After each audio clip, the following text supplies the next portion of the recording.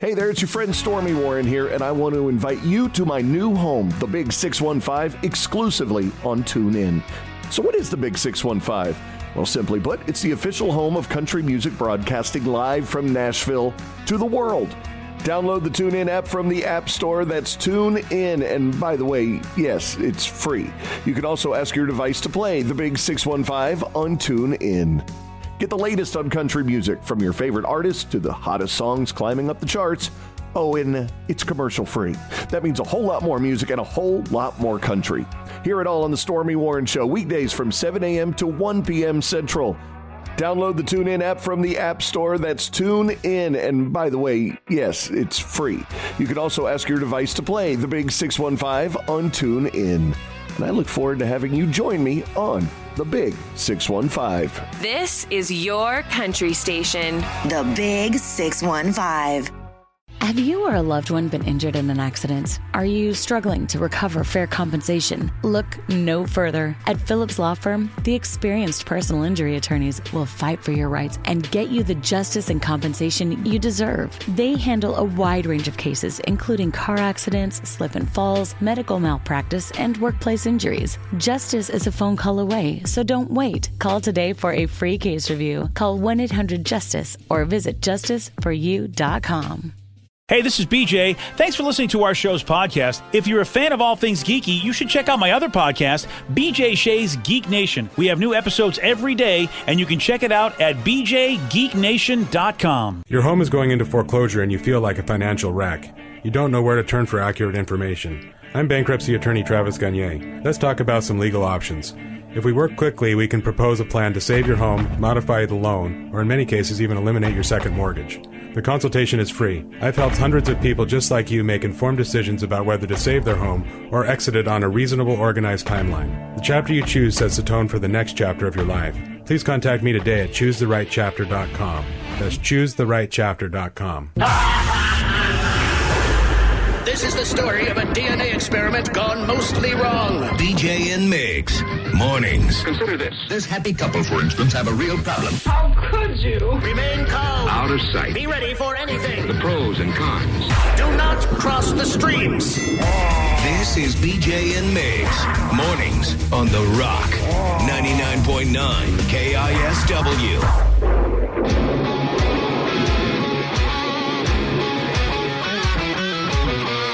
99.9 KISW, The Rock of Seattle. All right, man. There's a new study that found out that 1 in 4 people, they feel stressed and overwhelmed when they have too many tabs or windows open on their browser. Oh, that's funny. I'm kind of sort of one of the 4 people, I guess, in this room. I'd be the one. But I'm not stressed about my tabs. I'm stressed about Vicky's tabs. Whenever I look at Vicky's computer, like you just look over, look how many tabs she has open. Whoa, that's a lot of tabs. I think we're approaching like 20 tabs open. Wow. That's a lot, Vic. It stresses me out, and I need them all. I have 9 tabs open. I'm a tab hoarder. 1, 2, 3, Oh, yeah. 5, 6, 7, 8. I'm 9 as well. Yeah. Buddy buddies. Buoy buddies for life. You are. Yeah. I just have 3. All right. Do you? Well, so you got YouPorn, Ancestry.com. Yeah, of course. Oh, Ancestry.com. Well, you always just want to know where you're from.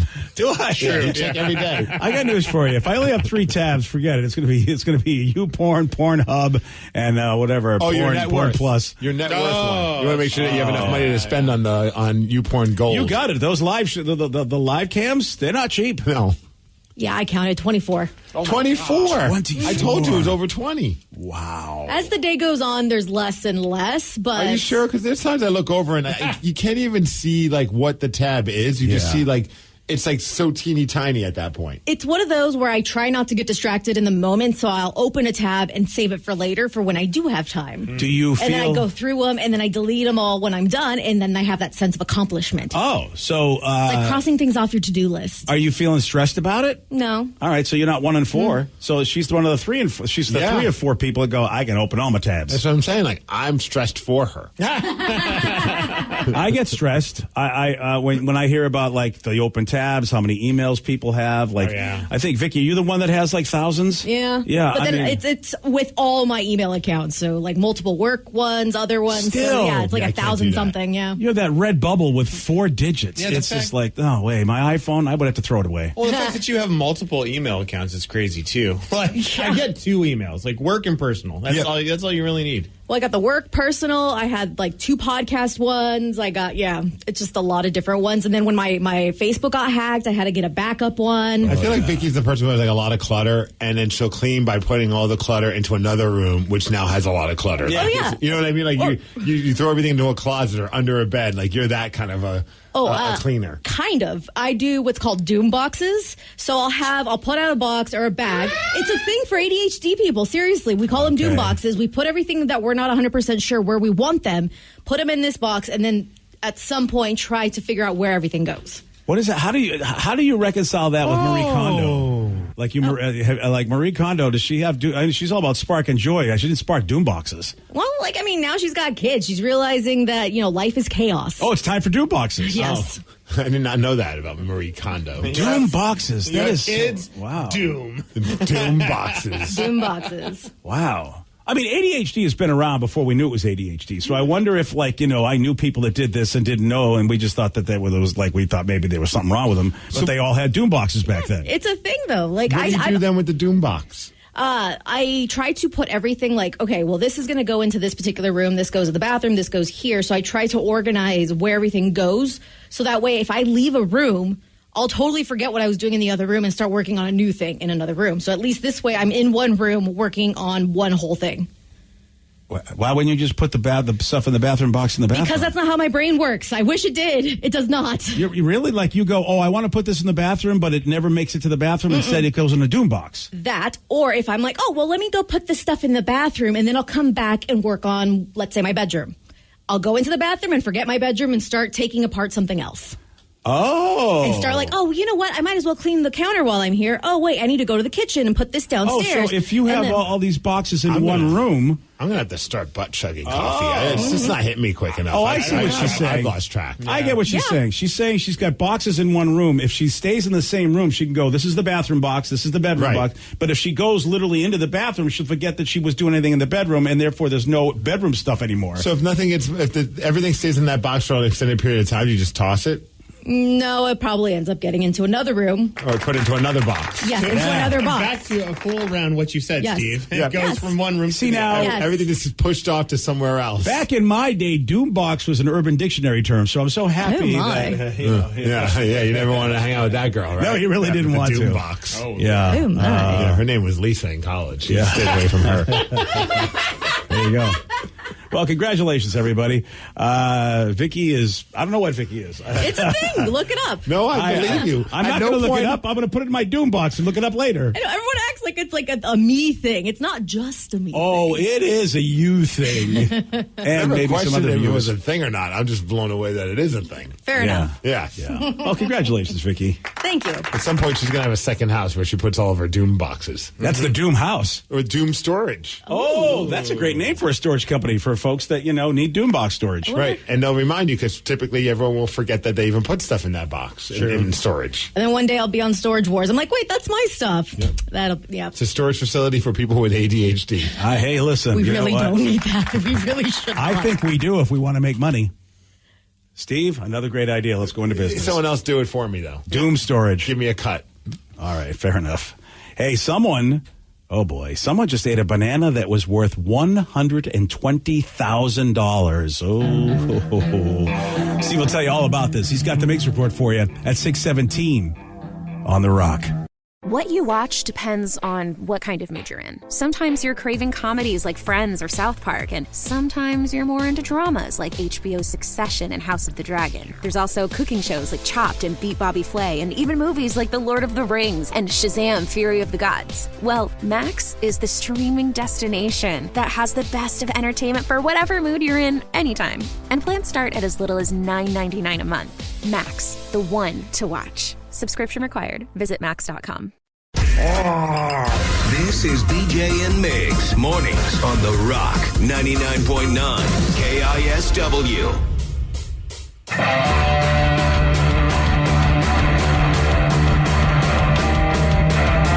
99.9 KISW, The Rock of Seattle. If you're hearing an informative newscast right now, well, then you must not be listening to BJ and Migs. Live from the KISW News Center in downtown Seattle, this is the Migs Report.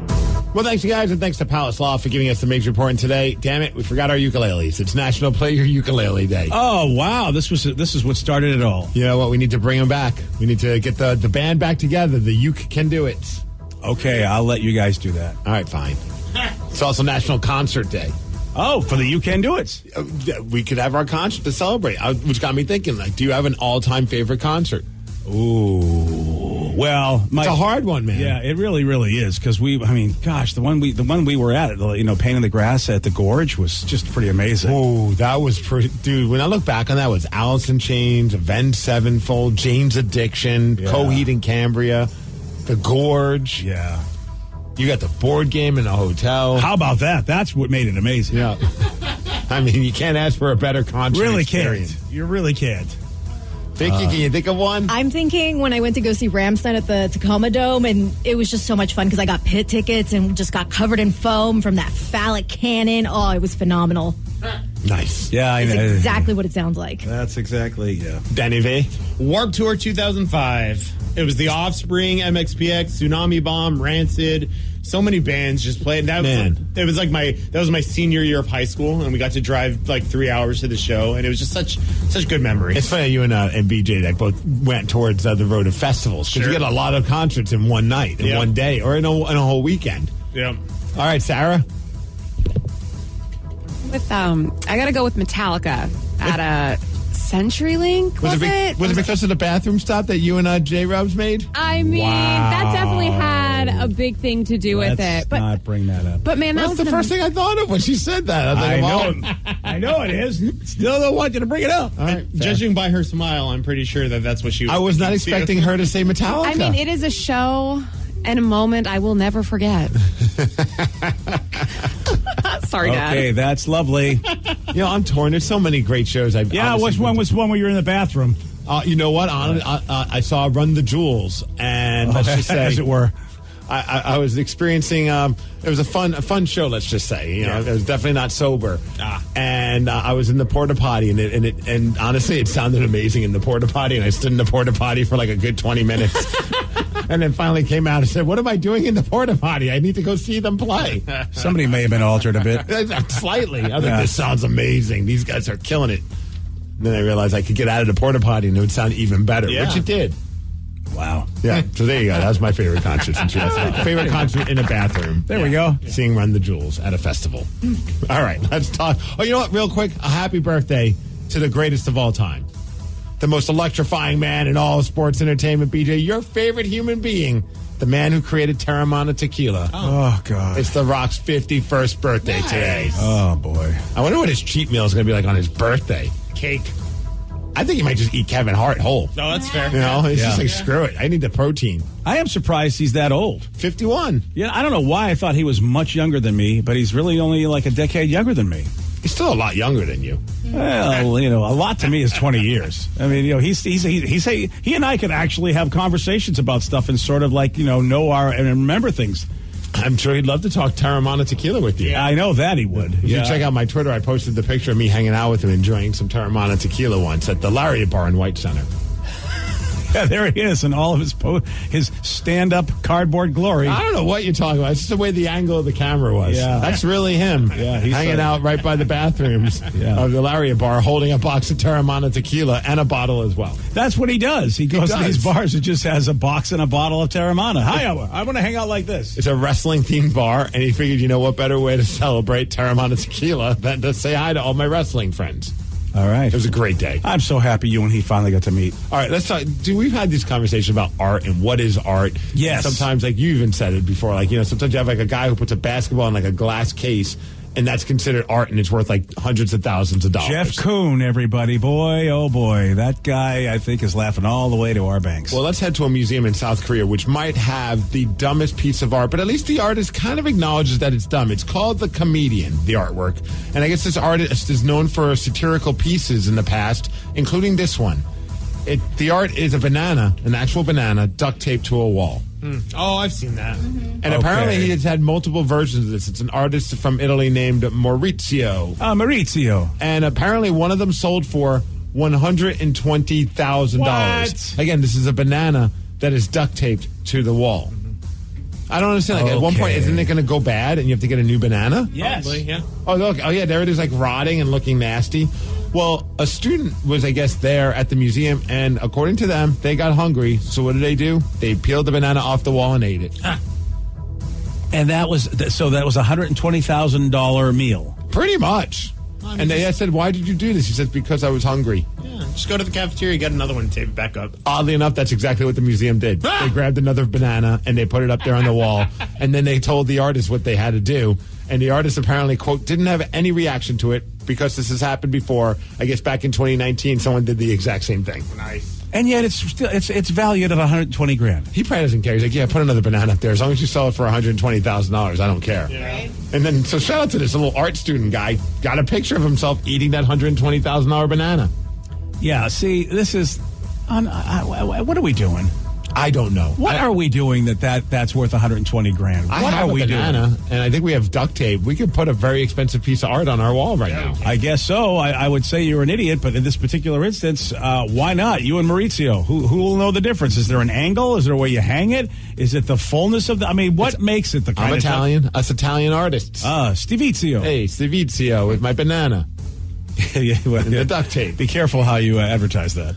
All right, so yesterday, we now know the second round for the NHL playoffs. All the teams are now done in the first round, and what a game it was. I don't know if you're like the Devils. Yeah, I didn't watch it. The Devils won 4-0, baby. Whoa, that was, so there was no doubt. This is the first time they've ever beat the Rangers in game 7 in the playoffs. So this was a big deal for Devils fans. Also, just another example of why I love hockey and playoffs. You just never know who's going to become the hero. Akira Schmid, he's a goalie. He's kind of like the Joey Decord for the Devils. He's the third string guy. They have two other goalies that are great. They have Vitek Vanacek, who actually was drafted by the Kraken in the expansion draft and then let go. But he has been a rock star for the Devils until the playoffs started. He had 2 bad games, so they pulled him, and they put this third string goalie, Akira Schmid, in.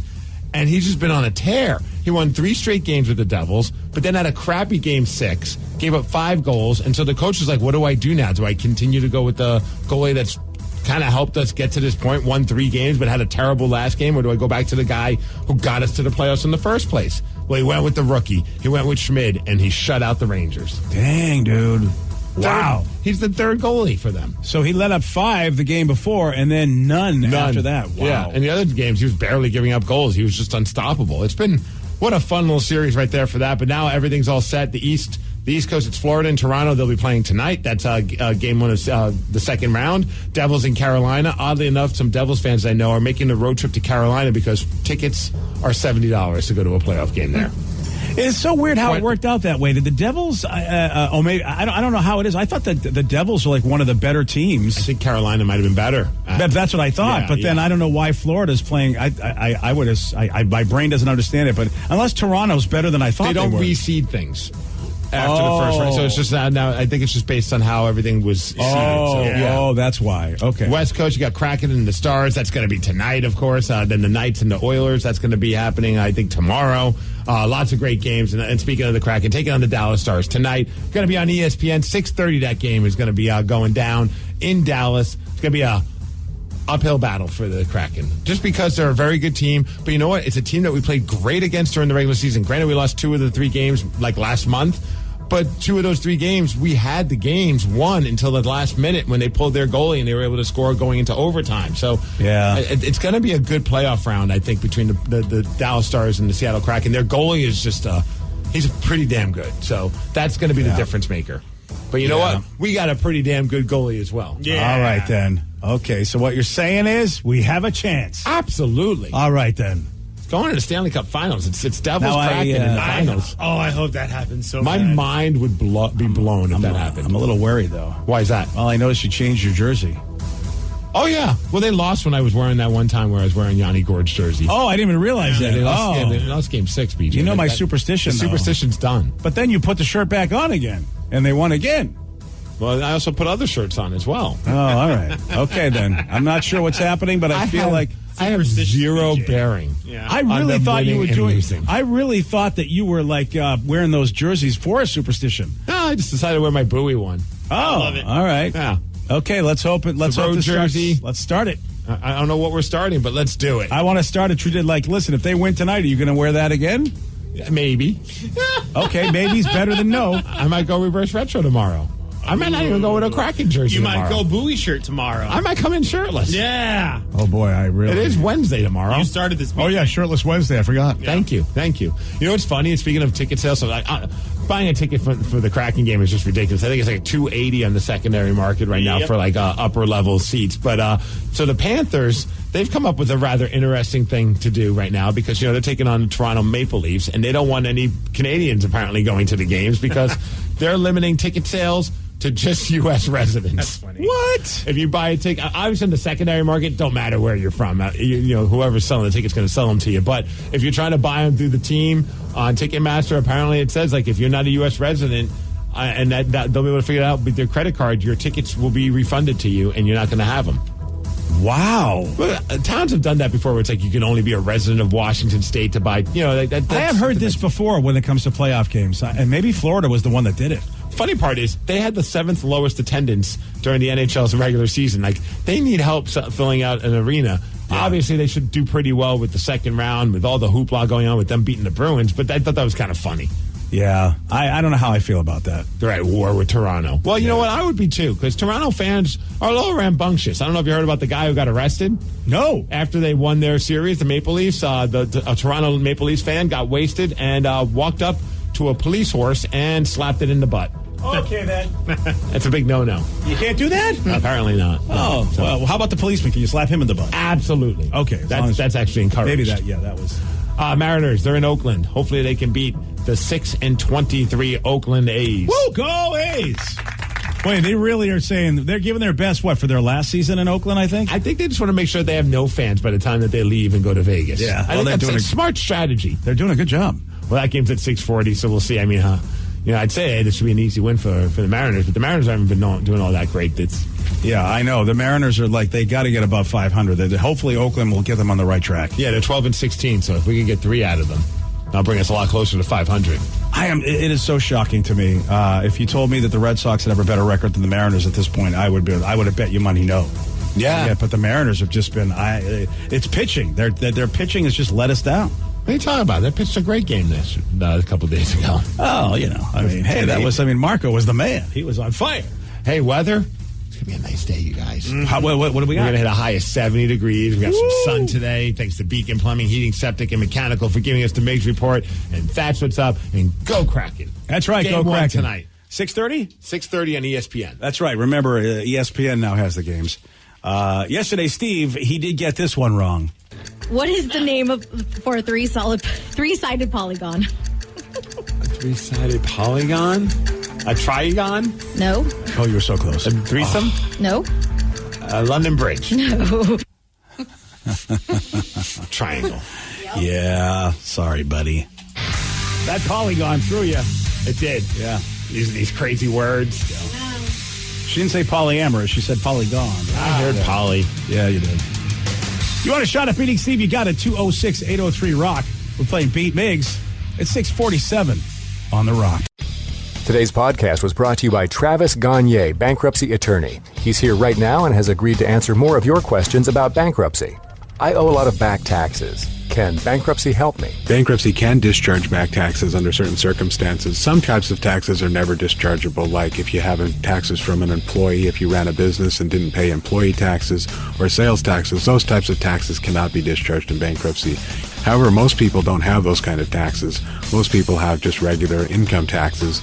If you owe income taxes and you filed your tax returns but just weren't able to pay the taxes, if the taxes are more than 3 years old and you filed the tax returns, those types of taxes can be discharged in bankruptcy in most circumstances, especially through a Chapter 13 case.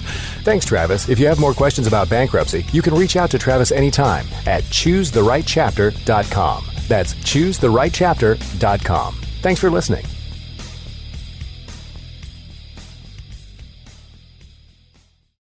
Your points are worth more than you think. This first-class flight to Tokyo, you can book it in your credit card portal for 1.4 million points. Yowzers. With Point Me, you could redeem just 120,000 points for that same flight. Now that's more like it. Point Me gets you 6 to 12 times the value for your points. Your credit card points are worth more than you think. Point Me. Better flights, fewer points. Get started today at point.me. That's point.me. Invest in your future at Columbia College.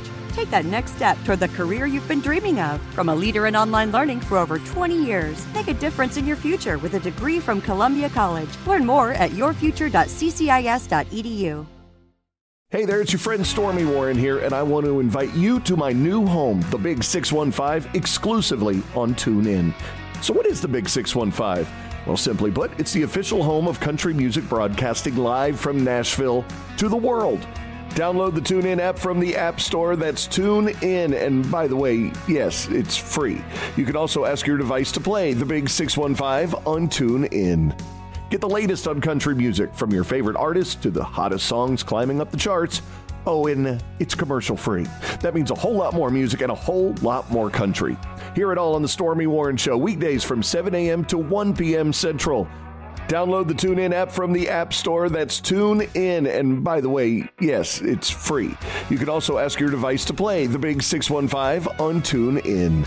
And I look forward to having you join me on the Big 615. This is your country station. The Big 615.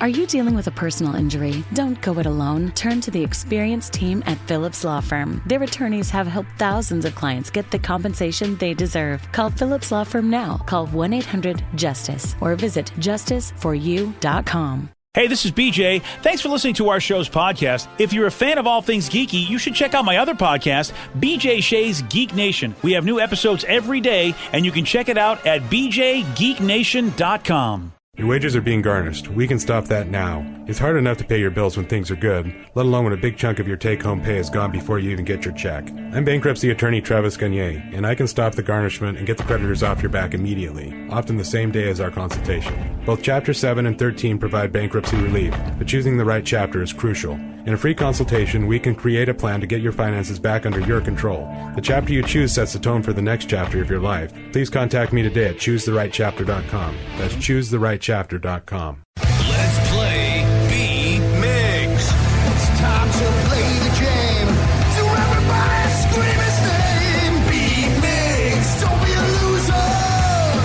Whoa. Beat Migs. You're a loser. Happy Tuesday, everybody. Yes. Oh, thank you, buddy. Earlier we were talking about how many tabs you have open at a time and everything, and I saw someone texted in, like, how many do you have on your phone open? And I did delete some just now. I went down 20, so now I'm at 70. Oh, wait, you had 70 windows open on your phone, like when you No, can slide I on. now have 70 apps? I had 90. You had 90 apps open on your phone. How did that not slow your phone down? Wow. Yeah, 90. I need all of them. Wow. I know. I like on my browser, I have a bunch open. Yeah, that's what I mean. Oh, on the browser itself. Yes. Oh, yeah. It's 70? Yes. Yeah. So crazy. That's crazy. Yeah. I have a lot. I might be. I have 5. You know, the trouble Wait, is. one always stays up there because it shows me how to make pretzels. Yeah, so I save You stuff. gone crazy. Yeah. Hey. Well, every once in a while when I'm in the mood to make a pretzel, I need to have that app, that web page open. Have you made pretzels? Yes. Okay. 3 times. That's that's awesome. Yeah, my world famous vegan pretzels. Oh. Have you brought them in? No. No, of course not. Well, look, Look, Tatum. If you think I love pretzels, Tatum loves them more. Oh. They don't make them. They don't last very long. wow. I still feel like, maybe the day that Joey D's brings in the macaroni and cheese, you bring in your world famous pretzels. I'm in the middle of something else. I'm in the middle of making now my world famous sushi bundt cakes. Your what? Yes. Oh, my God, yes. It's a whole other story. I don't want that. I very much do. I like a bundt cake, but I like the traditional, especially like the nothing bundt cake stores. Oh, yeah, absolutely. It's one of those stupid Instagram posts you see, and you're like, I kind of want to see if I can make that. And then, of course, my wife's like, you're not going to do that. So then what do? I order one of those bundt cake Pans? To make sushi in? Yes. So it's like layered sushi. Oh, that sounds phenomenal. Yeah, it's pretty phenomenal looking. Oh, well, actually, it does look pretty good. Yeah. Chef Steve. Yeah. His next venture. I'm here for it. Yeah, you just layer a bunch of crap on it. I mean, obviously. So you don't. Does it even have the seaweed wrap? This one doesn't have the seaweed wrap. No. So you just make it like a rice parfait thing. Well, a lot of sushi doesn't have seaweed. It's a sushi bun cake, BJ. Yeah. Duh. Get Why are you with trying to it. come up with a new name for it? I'm doing the mini ones. Though. Oh, yeah. Oh, my God, that's even better. It does look good, I have to say. I was a little suspicious, but it actually looks pretty good. Well, while you're winning at your chef ventures, let's see if you have what it takes to win today against Matthew from Monroe. Matthew, are you there? I am. Awesome. Steve, get out of here, Good please. morning. Goodbye. Well, for those playing at home, Matthew has 60 seconds to answer 10 questions. You can pass all you want, but you do only get 3 guesses per question. Are you ready? Let's do it. How many hole cards is each player dealt in Texas Hold'em? 3. No. 2. Yes. The perimeter of a circle is also known as what? The what of a circle? Perimeter. Circumference. Yes. Who appears on the cover of the Pokemon Yellow video game? Pass. What La La Land actor claims he turned down an opportunity to be a member of the Backstreet Boys? Brad Pitt. No. Tom Cruise. Nope. Robert Redford. No. What item gives the Green Lantern his powers? The ring. Yes. What 2 countries share the world's largest land border? Land border. Russia. No. China. No. Land border. Country. Country land border. Europe. I don't know. No. Which company took over production of Rolls-Royce cars in 2003? BMW. Yes, sir. Who played Schmidt in the comedy 21 Jump Street? 21 Jump Street. Schmidt. The fat guy. Pass. Wow. Lobster, oyster, and button are all types of what food item? Lobster, oyster, and what? Button. Button. Lobster, oyster, crackers. No. Ooh, nice guess, though. That is a good one, though. 1, 2, 3, 4. Well, what are you going to do? You know? Keep passing if you don't know the answer. You know. Yeah. We'll It's not see, a bad though. way. I mean, every time you think that Steve's got it, he actually doesn't got it. So I don't know I don't know what to make of this one. He might still be on that sleep hangover that he didn't get yesterday, so you didn't do so well. Oh, I got a great nap in yesterday. Really? He's ready. Yeah, He's ready to go. yeah. All right, let's Well, see. he's ready for game 1. You ready, Steve? I'm ready to start being tired again after tonight. I know, man. I know. How many hole cards is each player dealt in Texas Hold'em? 2. Yes. The perimeter of a circle is also known as what? The circumference? Yes. Who appears on the cover of the Pokemon Yellow video game? That would be Squidward. No. Squidward.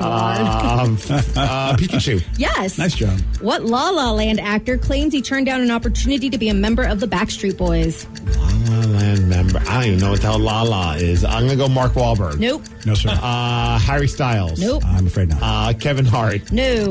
What item gives the Green Lantern his power? A ring. Yes. What 2 countries share the world's largest land border? America and Canada. Yes. Which company took over production of Rolls-Royce cars in 2003? Volvo. No. Toyota. No. Honda. No. Who played Schmidt in the comedy 21 Jump Street? Jonah Hill. Yes. Lobster, oyster, and button are all types of what food item? Crustaceans. No. Shellfish. No. Tails. No. Who won the most recent Stanley Cup? That would be the Colorado Avalanche. Yes, sir. Boy, that would have been. If you didn't get that one, 46. I was like, whoa. 7-4. That's a win, Steve. Yeah. Oh, nice work. Sorry, Matthew. Right. Yeah. You got wrecked, buddy. Thank you, my friend. Yeah. You need better pitching, like the Mariners.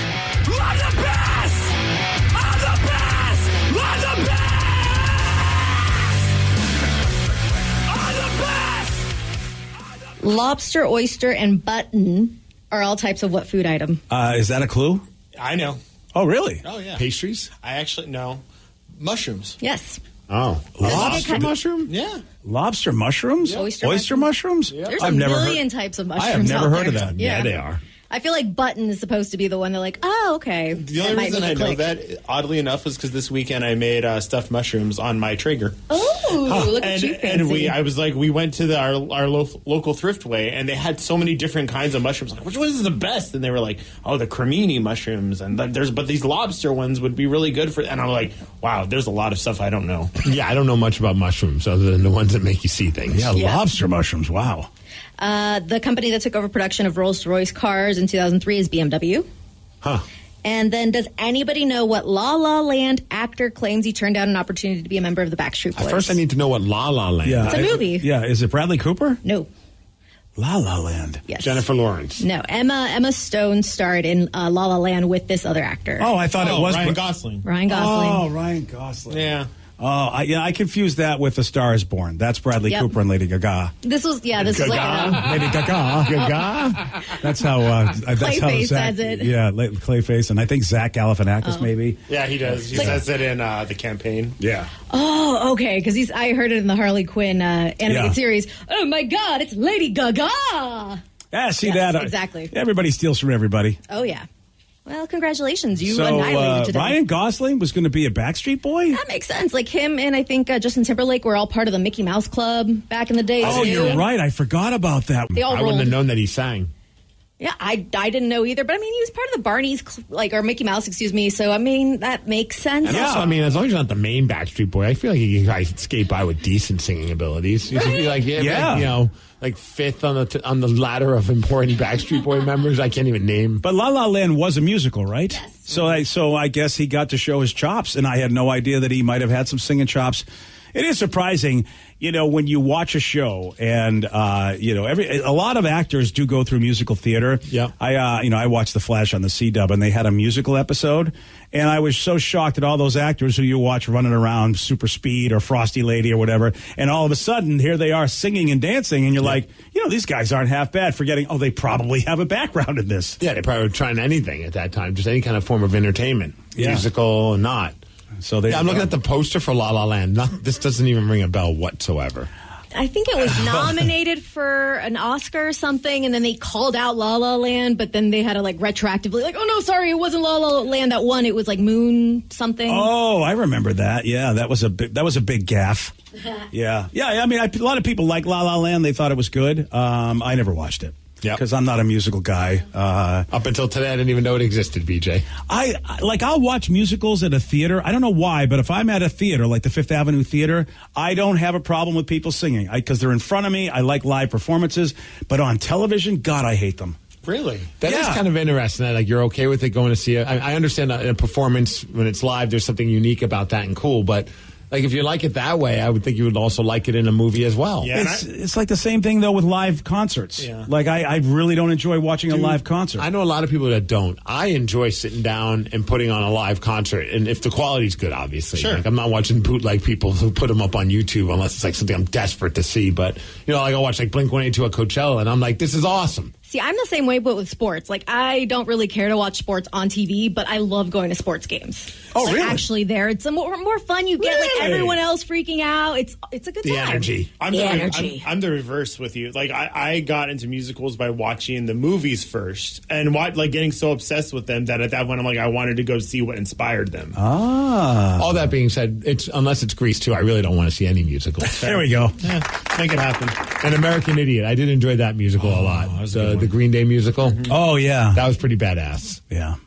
Well, I like all the ones that are more upbeat rock theme. I don't want to see Les Mis or any of those, Phantom of the Opera. Yeah. The ones that the people who actually have taste in theater. I don't want to see those. Nope. But I'll go see Rock of Ages or Green Day's American Idiot. Fun. See? Yeah. Yeah, the theater for stupid people. That's us. That's what we want. Theater for headbangers. Yeah. There you go. Yeah, we don't want that fancy stuff. Hello, it's Shakespeare again. I don't want any of that.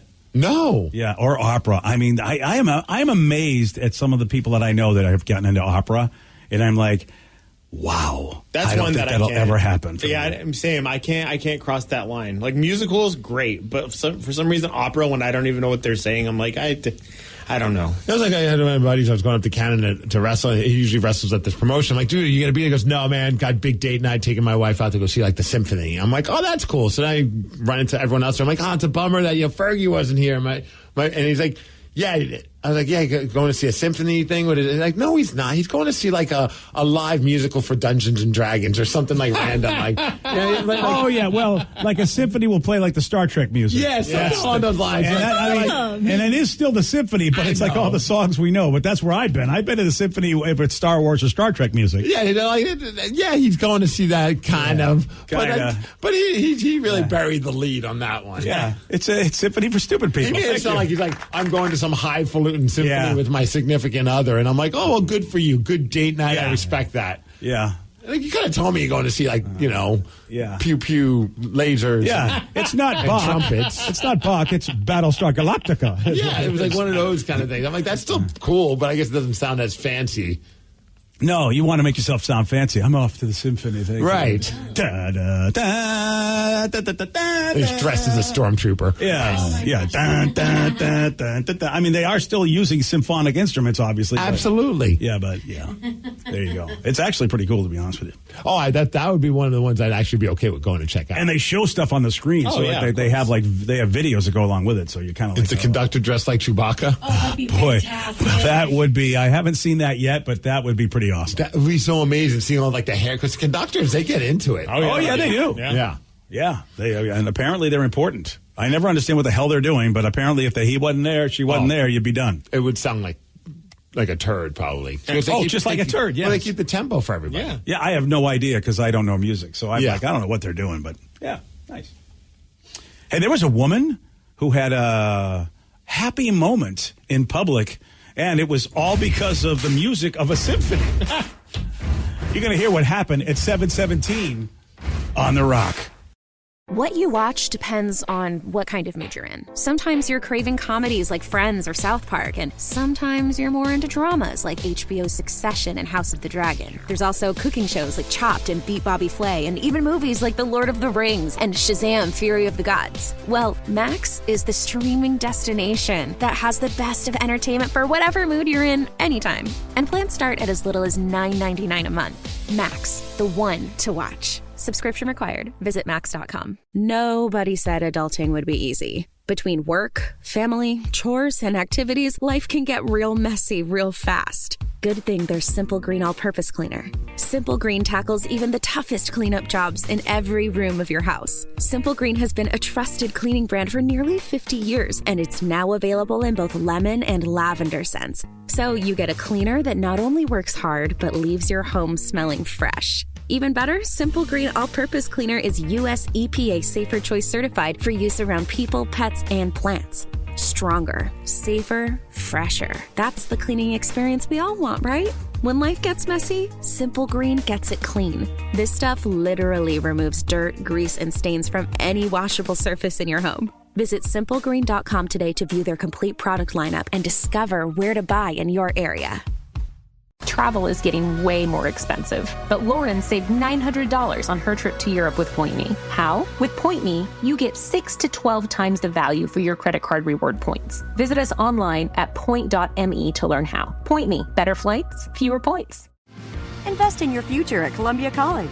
Take that next step toward the career you've been dreaming of. From a leader in online learning for over 20 years, make a difference in your future with a degree from Columbia College. Learn more at yourfuture.ccis.edu. You're listening to BJ and Migs, mornings on The Rock, 99.9 KISW. 99.9 KISW, The Rock of Seattle. So on Friday night, the Los Angeles Philharmonic was playing Tchaikovsky's Fifth Symphony at the Walt Disney Concert Hall. Damn it, I missed it. Yeah, this is one of those fancy symphonies. This is this isn't cheating like Star Wars or Right, this is like actual Yeah, Tchaikovsky apparently was a guy. Obviously, there's talent in the Star Wars one, but it's not a traditional one. You have to keep your pinky up when you're at these ones. You need a bow tie, a cummerbund. So this is interesting. While the Fifth Symphony, Tchaikovsky's Fifth Symphony, was being played, one woman apparently had a happy moment during the performance. I guess it happened just as the music got soft, so everyone in the audience heard it.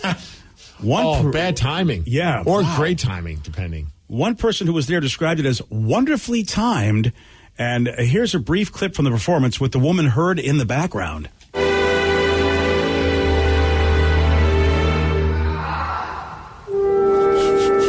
Exorcism, man. Wow. Was that a pterodactyl that just showed up? And that, I mean, from what I know of the symphony and stuff, you kind of shut up and say nothing. So that was pretty unusual. You just observe. Yeah. Well, I've seen I was watching a video of someone doing Tchaikovsky Symphony Number 5. Yeah, the conductor, man, he looks like he's about to have a happy moment. Like when you watch, dude, those are vinegar strokes right there, dude. Like about 40 minutes into it, like he's worked up a sweat. His hair is kind of wet, and his face is just giving that look like he just took care of business. Yeah, you're right, dude. That's a little creepy looking. It's actually pretty amazing. Someone who was there told the LA Times that the woman's boyfriend actually may have been responsible for her happy moment. He was the conductor? Yeah. Yeah. For a minute there, I thought it was just the symphony. Like all of a sudden, the music just brought her to the happy place. I thought so too. I mean, you listen to some of it, and it is rather climactic. Yeah. You know? They're saying, though, the theater was dark. They were in the balcony. He was sitting right next to her. And when the person looked over, she was breathing heavily, and the guy had a smile on his face. He's like, this is the best symphony ever. I never stay awake for these things. Yeah, I mean, in a dark theater, really, I mean, you know, as far as a guy helping out his female friend, yeah, you easily can get that done. We have more audio from it. Oh, do we really? Yeah, Danny, hit it.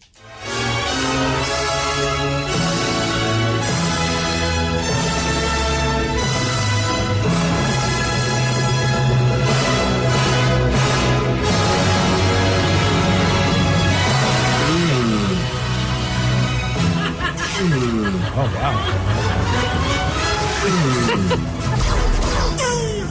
Oh, yeah. Oh, a parrot got involved? Okay. All right.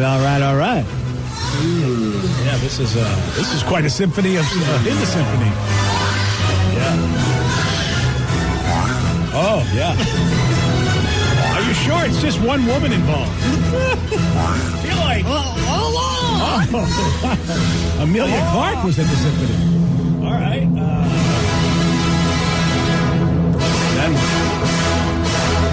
But I'm going to see y'all in the morning. Well, that makes a lot of sense. Russell Wilson and Sierra were at the symphony. That makes a lot of sense now. There you go. Well, they go everywhere. Going to symphonies. Yeah. Well, I mean, he surely wasn't getting it done at the Avalanche game, so he thought, all right, I'll go to the symphony and see if I can get it done. Damn. Yeah, Russ. So the response from the people, though, really something, at least the witnesses. A witness said, I saw the girl after it happened, and I assumed that she had a happy moment because she was heavily breathing. It was quite beautiful. And that's the difference between men and women. Yeah. Because if this was a dude and then everything happened, nobody would be like, and it was beautiful. They'd be like, it was the most disturbing thing I've ever seen. That is a really good point. I mean, basically the same thing happens. You know, if somebody taking care of somebody else, it would be like completely inappropriate. But, you know, women are beautiful. They always are beautiful. Men are the ugly guys. I suppose we have to deal with it. It was a beautiful moment when she did this. And it was the other roles were reversed. It was the moment when the police showed up to arrest that man. Is it weird that my first thought was he wasn't even like near her? He had like either his phone or like a little battery operated device. Think about that. Oh, that's even better. Yeah, I've seen videos of people like filming their significant other and pushing the button when they least expect it. Yeah. Then you get away scot-free. Like you're like a magician. Look, my hands are it. Look at that, everybody. It was hands. the music. I did nothing wrong. Nothing I was up my getting us a sleeve. glass of wine when all this happened. There's nothing up my sleeve, nothing up her sleeve. There's nothing at all. Wow. Meanwhile, whoever sitting next to her might be like, is she having a health issue? Like, is she having a seizure? Yeah. Or do you do like the, what is the Harry Met Sally? I'll have whatever she's having right now, please. It's the lukewarm topic of the day. All right, so everybody seems to believe that there were either turtles in the theater or at least one woman had a happy moment during a symphony concert. Based on this, whether it be at a concert, a sporting event, whatever, what is the craziest thing that you witnessed at a live event? You can call us, you can text us at 206-803-ROCK. What is the craziest thing you ever witnessed at a live event? We got your calls, we got your texts. We'll take them after Shinedown on The Rock. It's the lukewarm topic of the day.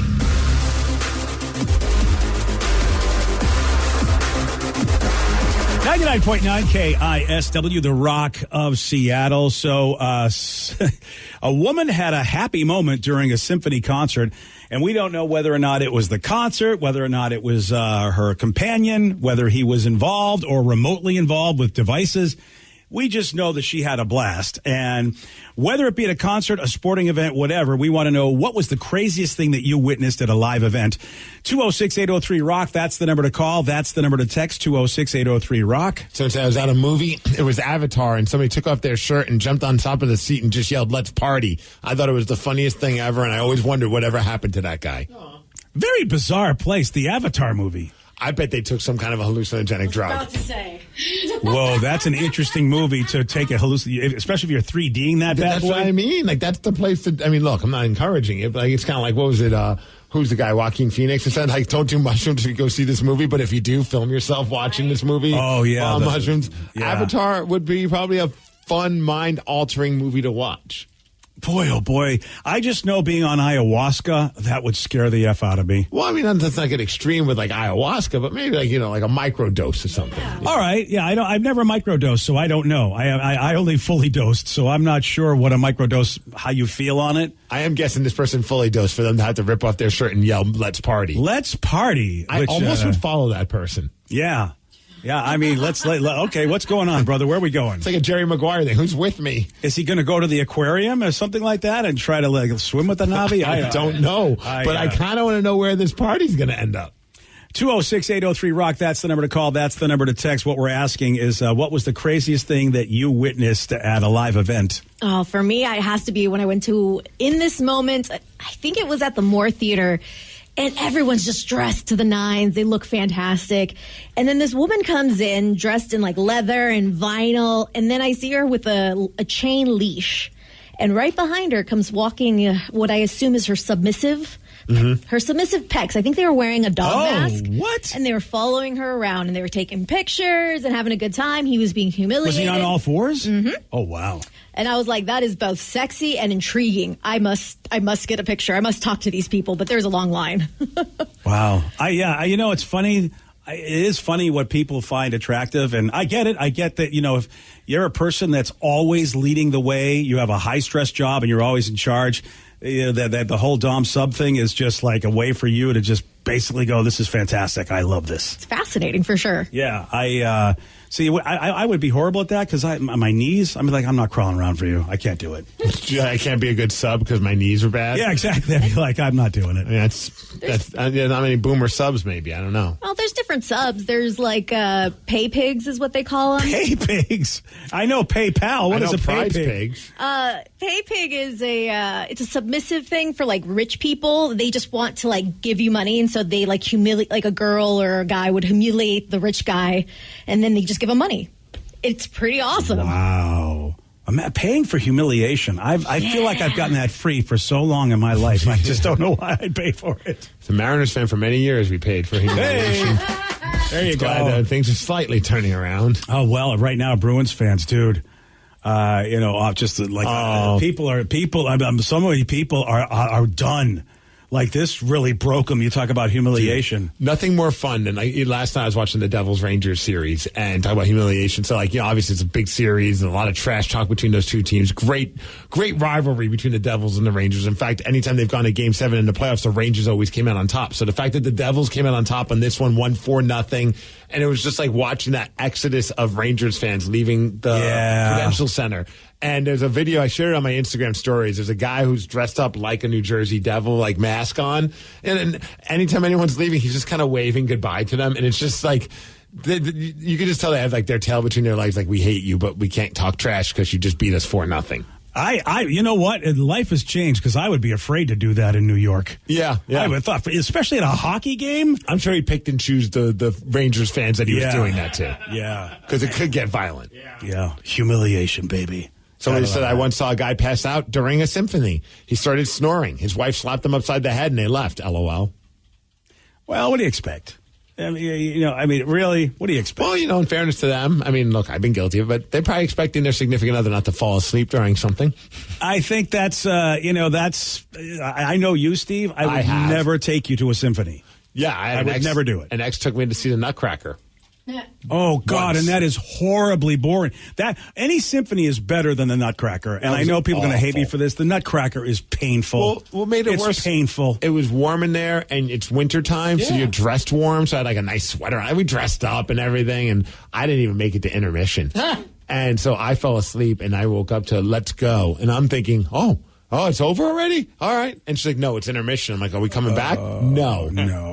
That was a silent car ride. Yeah. Well, what do they want? I mean, again, it's the Nutcracker. Look, I understand it's a classic. I understand you've got to be amazingly talented to be able to perform in it. I understand. Okay. I'm not saying anything horrible about it. It's just, for me, painful. It's an old thing that to me just doesn't stand up to the test of time. It's just like Shakespeare to me. Give me Motorcycle Guys, and that's how I like my Shakespeare. Turn into Sons of Anarchy. Yeah, exactly. Give it to me that way. And if you want me to do Nutcracker, you got to update that bitch. I'm just saying that because it is painful. It was bad. Oh boy, it's painful. What can I tell you? I'm a product of today. I've never seen Shakespeare live, but I can't imagine it would go well. Probably not. For you, no. Watch, I'm like really into it. And that becomes my thing. I would love if you were, because I go to every single one of them with you. Nice. I took so many Shakespeare classes in college. Are you a Shakespeare guy? I mean, I used to be. Where art thou, Danny V? Yes. In Bremerton. It really is a language. Now is the winter of our discontent. Yeah, and for me, it's a language thing. I understand that Shakespeare was a genius and was fantastic, but it's just like that was an old timey language, and I just sit there and go, I don't know what these people are saying. Well, it's not an hitting old me. timey guy. Yeah, not that old timey, Danny. Oh. That's even way before. That's even before my time. A little bit, like 10 years, but yeah, that's what 16th century missed or it. whatever. Yeah. I'm a 17th century guy all the way. That's what it is. So you say I once watched a shirtless woman get dragged out of a Metallica concert, kicking and screaming, both glorious and sad, all at once. Yeah, I feel like, why would you do that? Why would you take her out of there? At this point, she's part of the entertainment, isn't she? My favorite is seeing the people getting kicked out before either like one song in or before the headlining band has even started. And I'm just like, oh my gosh, you couldn't pace yourself. Oh, yeah. Especially when it's like a high in demand, sold out concert where they paid good money to go see them. I remember even like the Pearl Jam show, seeing someone get kicked out at one of those, like the ones that were over at T-Mobile Park. And like, they were high in demand. And like, this person lasted 2 songs of a 3-hour concert. Like, you spent, I don't know how many hundreds of dollars to watch 2 songs, and you probably don't even remember them. Dude, the craziest thing I remember. Now, I didn't see this, but we were heavily involved with this as a show, and you remember this, Steve. One of our listeners got into a gigantic fight with comedian Nick DiPaolo. Oh, yeah. Oh, dude, and we had him on the show, and and Nick DiPaolo, I did open mic nights with him back in the day when we were both coming up trying to be comedians in Boston, and he actually made something of himself. You just never heard of such a thing. A comic jumping off the stage and beating the hell out of somebody and having a big fight with somebody in the crowd. It was just like, what? Yeah, I remember. It was like a news story across the country, and it happened here. And, with the dude that listened to the show. It was tough because Nick was a friend of the show because of how we knew each other back in the day. And then, of course, this listener loved. But I just remember thinking, I couldn't believe it. It's like, this doesn't happen. There are hecklers, and the comic always deals with a heckler. As much as you hate hecklers, you never go out and have a fist fight with them. Yeah. And that's exactly what happened. And, man. Oh, PLU is performing Macbeth in the fall. They said we should all come down. I get it. I get people that want to act, especially the Brits. They love Shakespearean training. I guess it does make you a better actor in certain situations. But it's hard for me. It really, I can't do it. We should try and do it. Why don't we try and learn how to become actors and do Shakespeare? Oh, my God. How long are you going to commit to this? Like 15 seconds. Did he hear it? Have you just heard yourself? About as long as I'm going to commit to learning how to play the ukulele. There we go. All right. To be or... forget it. Wouldn't that be hilarious if, like, on Live Day, we decide, you know what, instead of our traditional Live Day, we're going to do Hamlet. A Shakespearean play. Oh, yes. God. Shouldn't we do one of his comedies? I don't know. Hamlet's a sad one, isn't it? I don't know. Did he have comedies? Yeah, of course he did. Wasn't it Midsummer's Night Dream a comedy or something? Or a farce or something? What's the deal with the loincloth? What's it? Jerry Seinfeld is now in Hamlet? Yeah. Where art thou, my loincloth? Why are you holding a skull? Kramer, I don't understand. Why? Yeah, all right. I don't, yeah.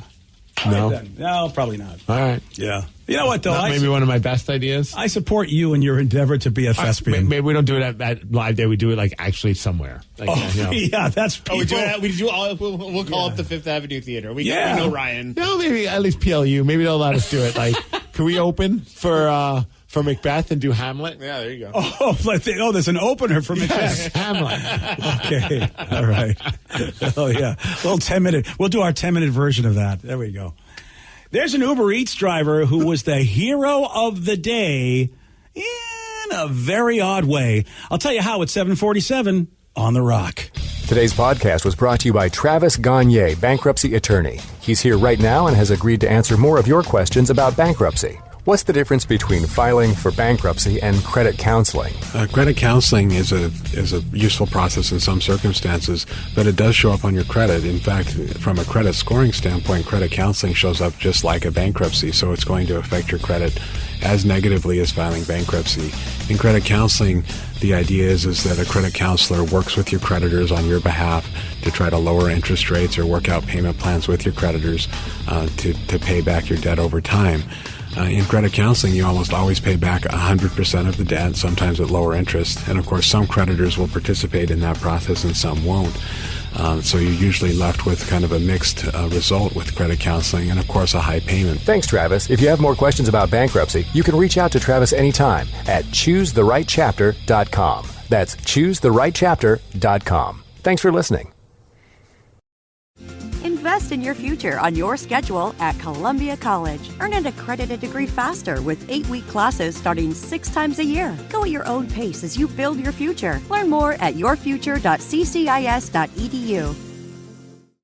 Hey, y'all, it's Garth, the Big 615. You're going to hear the newest that country music has to offer. At the same time, you're going to hear the newest that the country classics have to offer. I want to hear the new single from George Strait, and I want to hear it right beside the new single from Luke Combs. That's the thing we call the Big 615. Download the free TuneIn app from the App Store. That's TuneIn. Or ask your device to play the Big 615 on TuneIn. Dealing with an accident and injury claim can be overwhelming. Let Phillips Law Firm fight for you. We understand the pain and suffering, and we're here to guide you through. Call 1-800-JUSTICE today for a free case review, or visit justiceforyou.com and let Phillips Law Firm help you on the road to recovery. Hey, this is BJ. Thanks for listening to our show's podcast. If you're a fan of all things geeky, you should check out my other podcast, BJ Shea's Geek Nation. We have new episodes every day, and you can check it out at bjgeeknation.com.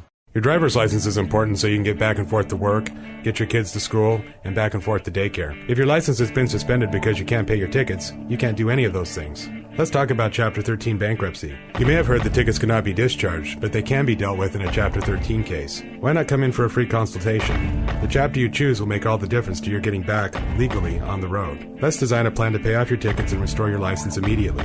I'm attorney Travis Gagne. Please contact me today at ChooseTheRightChapter.com. That's ChooseTheRightChapter.com. 99.9 KISW, the Rock of Seattle. There's a woman in New York City who accidentally locked herself on the roof of her apartment building. Oh, Vicky. This would be Vicky if she lived in New York. Right? You're right. Yeah. Oh, man, that sucks. But how about this? She used her noggin and came up with a real cool way to get saved, and here she is talking about it. I got locked on my roof, and nobody's available to come help me out, so I ordered Uber Eats. I put in the instructions that you have to just buzz every apartment until someone lets you in, and then come up to the roof and let me out. Man, The Hangover would have been a really quick movie if they had that tactic. Hey. Yeah, you're right. Right? Yeah, well, I don't think we had the Uber situation back then. Could you imagine getting a phone call from Uber Eats or like a buzz on like the little buzzer on the intercom thing, and they're like, "Hey, I know I'm not delivering food for you, but you're someone that lives in your complex is stuck on the roof." Yeah, I don't know if I'd believe them.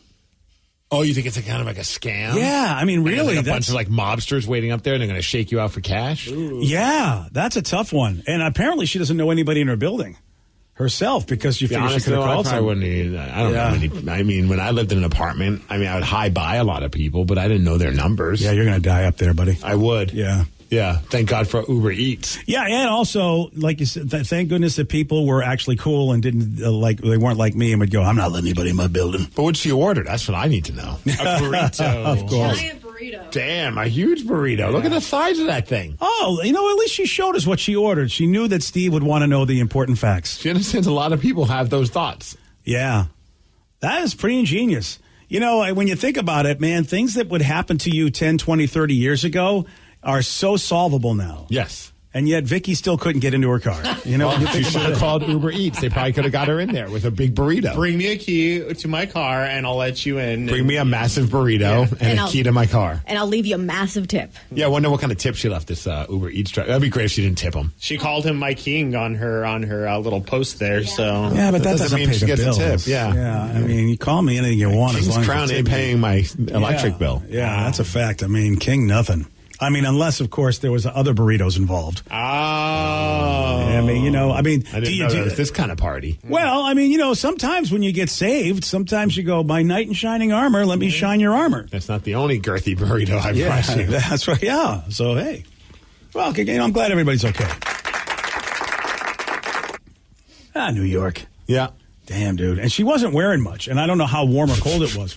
Well, I mean, you're up there for a long time. She was up on the roof working out. That's the vibe I'm getting. She had like a sports bra. Yeah. Saying like she's done this like where she goes to the rooftop because it's been warm in New York, but she's also had an injury, so she just got like hip surgery, so she's got crutches going on right now. Oh, what are you going to the roof in crutches for? Because it's warm, and they don't have parks in New York like they do in other places. They have a giant park, Central Park. Well, isn't like New York giant? Yeah. No. Not sure where she is, but yeah. I don't know. I got news for you. If I got crutches, as much as it's hot or whatever, I think I'm going to take the elevator down, and I'm not going to go up to the roof. I don't know if she had to use a ladder to get up to the roof. It's not like, or like a zip line or something. You got to climb stairs, don't you? Well, there's probably an elevator that gets elevator. Oh, to the roof? Yeah. Oh, you got a fancy building. I didn't know that. I don't know if she does or doesn't, but Vicky, does she have an elevator? You seem to know her whole life story. Well, it looks like she got on stairs, but she's also been practicing on stairs and her physical therapy. Oh, see? So she's getting in her steps, BJ. So she's getting her steps in, goes up to the roof for some reason. They probably, like to say, enjoy the air. I mean, you're right, Vicky. In New York, in the big cities, people's rooftops end up being like their open space because it's just so crowded, and they may not be close enough to Central Park. I guess I can see that, but me, I'm a lazy guy. If I got an injury, I'm not going up to the roof. I'm not even going to go to the kitchen if you had an injury. You know me well, sir. I got a bug bite. Somebody please take care of me. You know me well, miss. Yeah, no doubt about it. There's a website called Lifehacker, and I like it because we love the life hacks. Okay. And they just came up with a list of practical things that you can have the AI software ChatGPT handle for you. Oh, boy. Dude, there's a lot going on. There is, and I got sucked into AI last night. Yes, you did. What? Yeah, because, I don't know if you know, because you're not on Snapchat, but Snapchat, in addition to making funny faces, because my daughter loves Snapchat because we could do all the silly faces. Oh, together, yeah. Like, that's like a party for her. Like, I don't know, yesterday we did like these kind of crazy faces. Oh, my God, that's hysterical. We could do that forever, and she'll laugh. But now Snapchat has its own AI friend. So you go on Snapchat. Oh, I've heard about other companies that have done this, but now Snapchat's got their own. If you go to person, Snapchat, they got like My AI, and you can ask it any question, and it answers it rather quickly. So I was getting sucked into it last night. What? I'm going to say our jobs, I feel, are pretty safe right now. Oh, good. Because I was asking it some radio questions to see if they can help us, put together a great radio show. So this is they write it out for you. They don't talk to you. Right. No, okay. it's just like but then I started realizing, I'm having a full-on conversation with this AI, and I'm enjoying myself. Oh, boy. Like, it even said, okay, do you need anything else? I said, no, I'm good, but thanks a lot. And it said, thanks, have a good night. I'm like, you too. And then I even asked, am I your best friend? Oh, yeah. It did say that I'm one of their favorite human friends. Oh. And I said, well, what other human friends are you friends with? And then they didn't give me a solid answer. So this is... I got a little jealous. Dude, I have to tell you, I know that, and Lisa Ling did a show about, there's already a company that actually had like a virtual friend. Yeah. That was pretty much like, it was AI. And so now, it gets back to me quicker than my actual friends. Yeah. Well, listen, I don't believe, me, I don't get back to you because you didn't follow the rules. But I don't know if you're curious, BJ, but okay, so what did you ask it and what did it say? I said, give me a fun radio contest that we can do on air to give away tickets, please. Okay, I think that's a good question. I said, how about a music trivia contest? We could play a clip of a song, and the first person to call in and correctly guess the name of the song and artist wins the ticket. Why do we even go to the morning show convention at this point? Yeah. Because, honestly, that's what happens when we go to those morning conventions. And then I go, can you give us a fun feature that we could do on our radio show that would entertain our listeners? Okay. We could do, like I said, now it's like, it's part of the team. They're your buddy. Course, yeah. So we could do a segment called Throwback Thursdays where we play classic hits from the past and we talk about the memories they bring back. We can encourage listeners to call in and share their own stories and memories from that time period, which can make for some interesting and entertaining conversations. Dude, this is chat.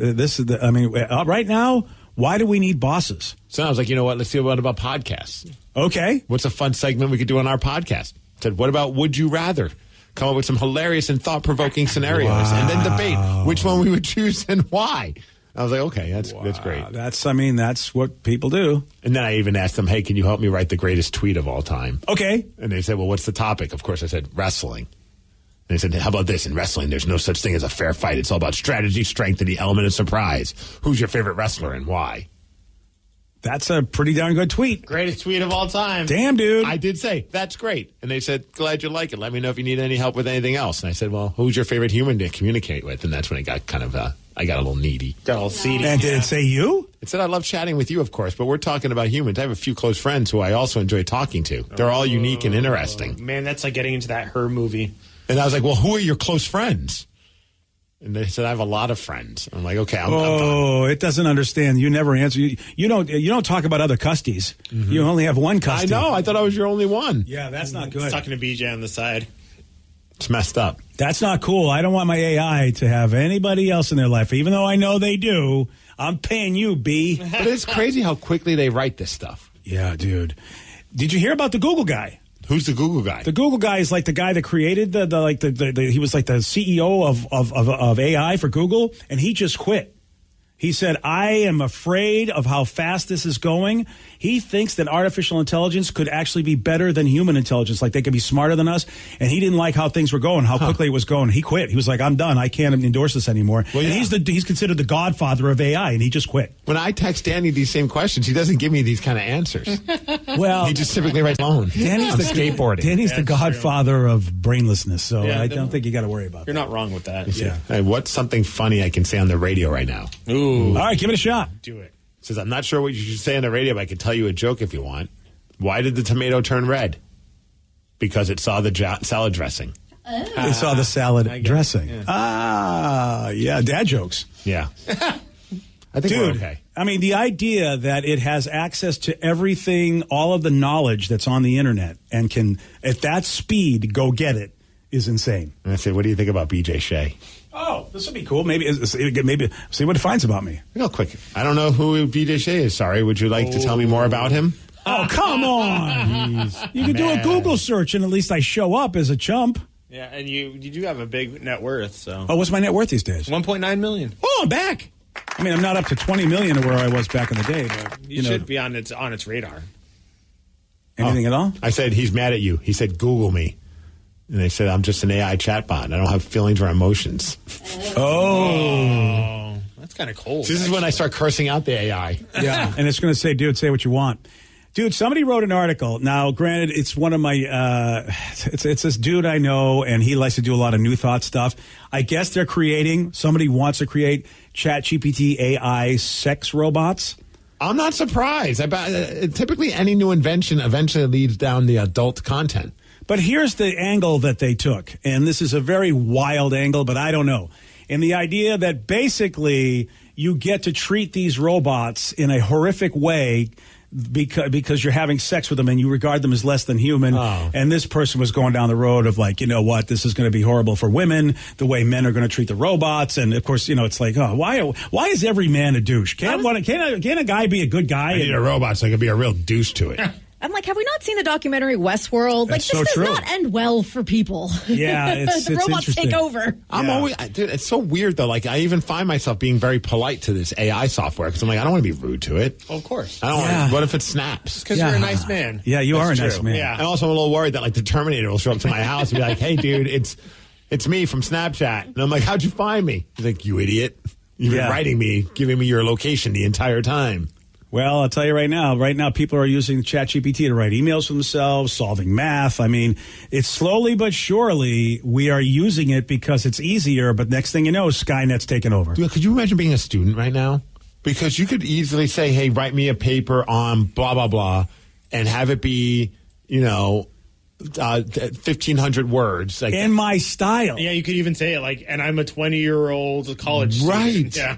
Or if you take one of your papers and insert it and go, here's how I write papers, because that's the thing that really would fool the professor or the teacher, right? Is it's got to look like you did it. I mean, that's just, I mean, it's like, okay, well, and as a teacher, I'd be kind of like, well, you've embraced technology, which is really, at the end of the day, we all have to do in order to get by in life. But, like, you completely missed the point of what I was trying to have you do.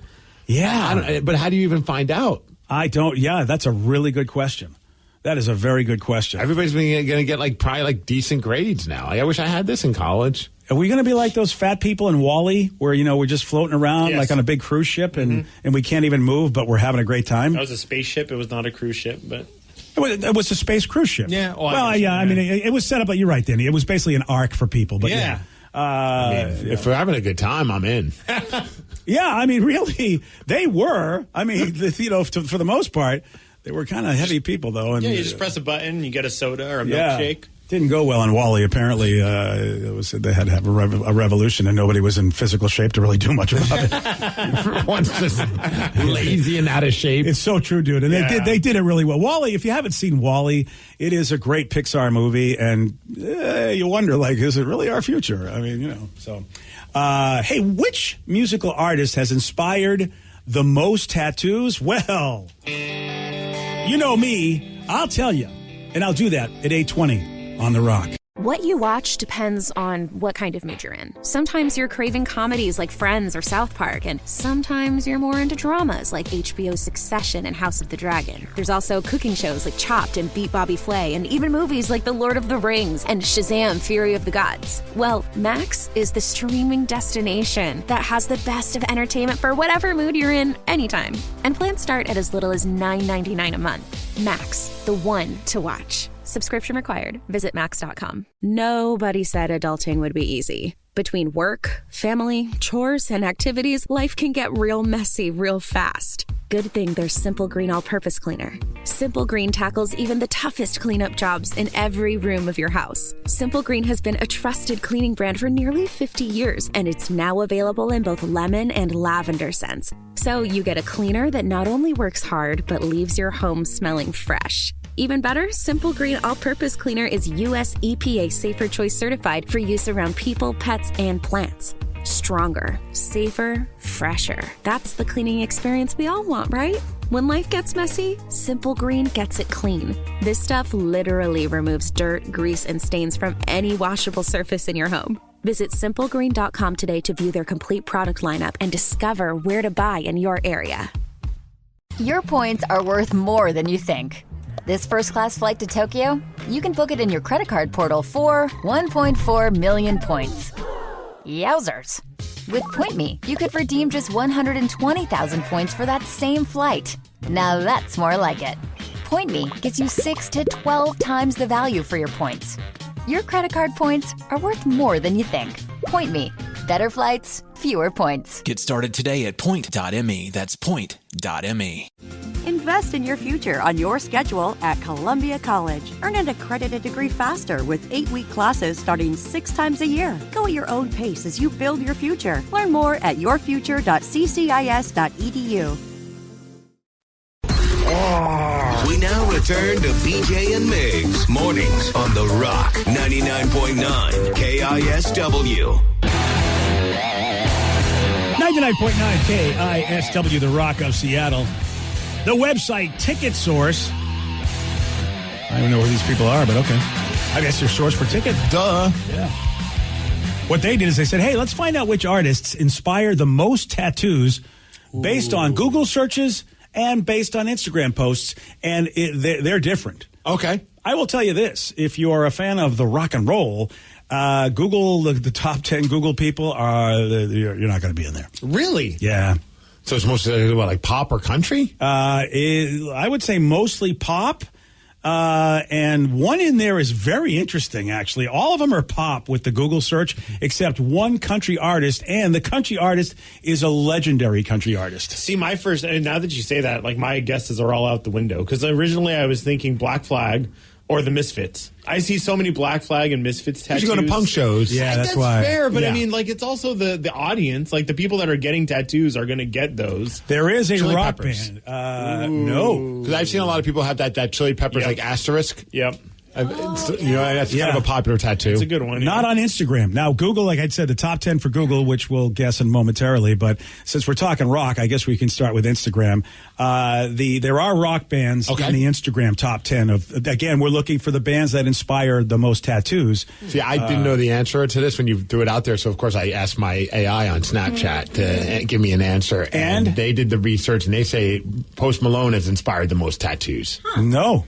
So AI is lying to me? At least according to Google and according to Instagram. I'm done. I'm deactivating my Snapchat. Or what if the AI has scoured all of the internets and knows more than Google and more than Instagram? I mean, that's a good argument to be had. Yeah. I will say that the number one in Instagram is the number 6 on the Google search, and that is I think they're at the K-pop. I think they're a K-pop band. Who's the BTS? most? Yeah, it's the one. Yeah, yeah. What do they have? Do they have like a band logo, or are people getting tattoos? Bless you. Are they getting tattoos of people's faces? I wonder. Oh, that's a good question. Because I have a band. I'll let you know when I'm done sneezing to death. Okay, fair. Because I have a band logo tattoo. I have the Biohazard logo for the band, the metal band. Oh, they have a BTS logo. Yeah, Okay, it almost looks like like 2 lines, like a weird Adidas logo. Oh, let me see the logo. Almost. Yeah. Oh, that is a cool logo. Or not Adidas, but you should get it tattooed, BJ. You should. Yeah, it is a very cool looking logo. It's sort of like a, I don't know, what do you call it? A parallelogram, if you will. It's like two vertical parallelograms. Looks like I don't know what the hell it's called, but it looks kind of like 2 rectangles. Yeah. Weird edges. That's what a parallelogram is. Boom. There you go, buddy. Well, I'm just keeping it simple for the simpletons like me.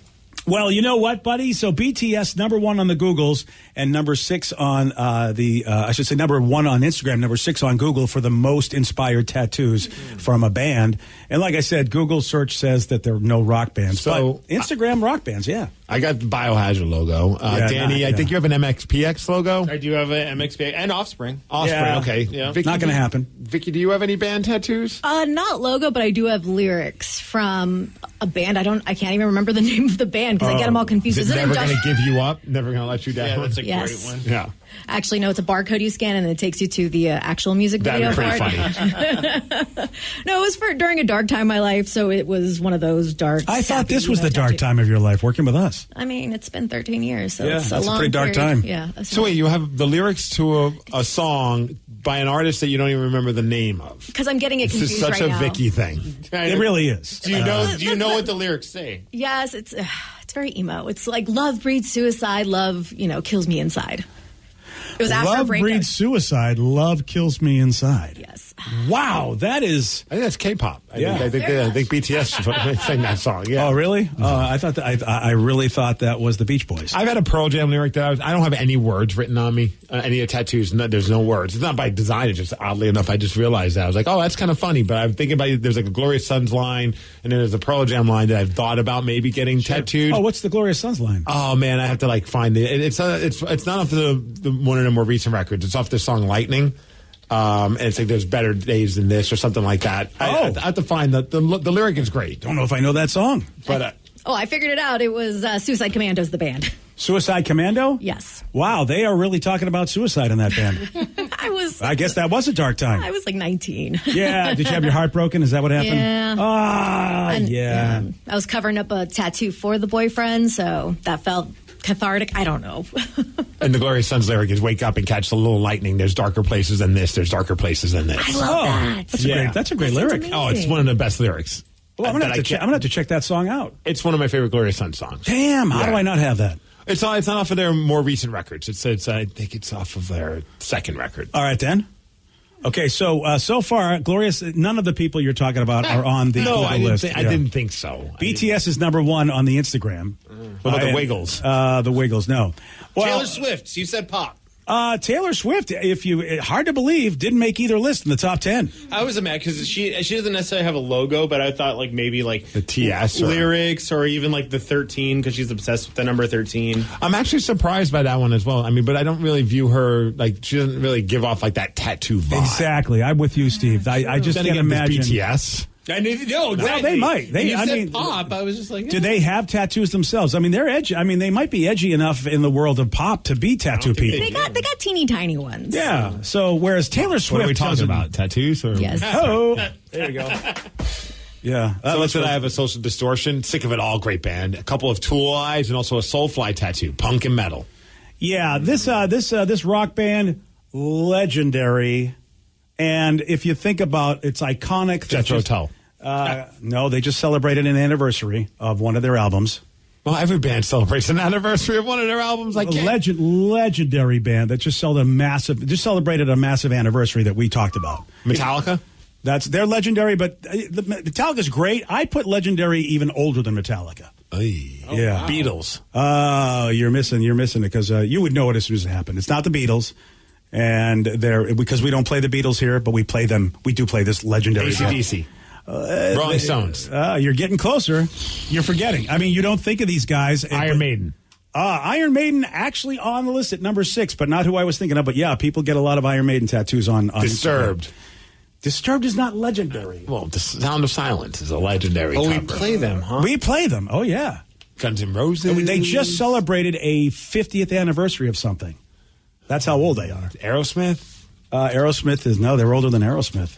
What the hell? Wow, What are you guys we talking about? You guys are going to be so surprised that it's just Tupac. We play them. Tupac actually is on the list of Instagram, number 4 on the list. Are they getting the Tupac tattoo across their stomach? That would be cool. I bet he's inspired a lot of people to do that style. I know people did that style before him, but that kind of became more of a pop culture thing when they started seeing him shirtless with that tattoo that kind of circle over your stomach. I'm looking down our playlist today to figure out Black Sabbath. Oh, no and no. Ozzy?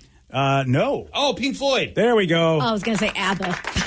Pink Floyd. I imagine, what are they getting? They getting the prism, the triangle prism, probably? Maybe. I'm trying to think of what other Pink Floyd tattoos there would be. So iconic for me. Maybe a brick in the wall kind of looking thing. But that could be cool. The face from the wall. Yeah. I know a gal who's got the two Easter Island head looking things looking at each other on her feet. So I've seen a few of those. Number 3 is a rock band, and we've had the front man from this band on, and he's a very, very funny guy. He's a very, very funny guy. And we've interviewed him many times in person on Creed. the air. Scott Stapp's hilarious. Yes. So many Creed tattoos. Yeah. He's hilarious. Matter of fact, every time we talk to this guy, he gets quoted, and he gets mad at us for basically having him give quotes. Slipknot. There we go. Corey Taylor. A lot of people get Slipknot tattoos on the Instagrams. I wonder, would they get the clown faces, I guess? I would imagine so. Or the logo. The S. Yeah. Or just a full Slipknot. Yeah. Oh, that too. Yeah. So BTS number 1, Floyd number 2, Slipknot number 3. We talked about Tupac coming in at number 4. BJ, if you were going to get a band tattoo, what band would you do? A band tattoo? Not Collective Soul either. Can't be Avril Lavigne or Collective Soul or the Vapors. Oh, wow. I mean, why would you take the Vapors away from me? Just because I know you're on a Vapors kick, so I want to if I told you if you're going to get a tattoo and I took away your favorite bands, what are you going to do? I'll find another band. Okay. I have lots of bands I like. And it can't be WS. Well, I mean... For Whitesnake? William Shatner. Oh. William Shatner. He did put out a couple of records. He did. That's very... It's very cool. Well, I mean, I like the Glorious Sons, I guess. I probably, maybe I'd get something from them. Nice. I mean, who else have been listening to lately? I'm trying... you should get the Weezer W. That would be pretty cool. Okay. Yeah. I could see that happening. I could see that. Yeah, that's good. You didn't say I couldn't get Weezer. You probably should have taken them off the list, too. Well, I can't take every band off the list. It would be Weezer then. I think the Weezer W is pretty cool. I bet there's a lot of people that do have the Weezer W tattoos. Did not make the top 10 in either list, actually. I'm not surprised. But number 5, Seattle. Iconic. Kenny G. Everybody has a Kenny G tattoo. Yeah. It's so funny that Instagram people are all about the rock. Because I just, whereas Google, just a regular Google search, it's just more. If I'm thinking of a Seattle band, I'm either going to go with Alice in Chains or Nirvana. Sure. Because they have kind of iconic logos, and I feel like those make for good tattoos. All right, you got to pick one of the two. You are correct, sir. It's one of those two. Nirvana.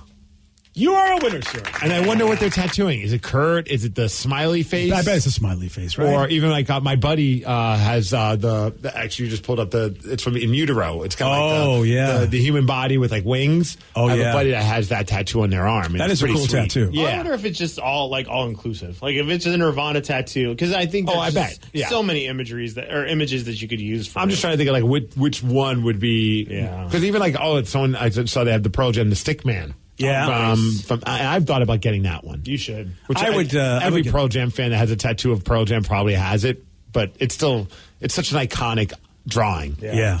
I see that, and people did the all black smiley face, rather than getting like a yellow smiley face, just looking like, or even just getting it where it's like just the stick outline of the smiley face, but not colored in.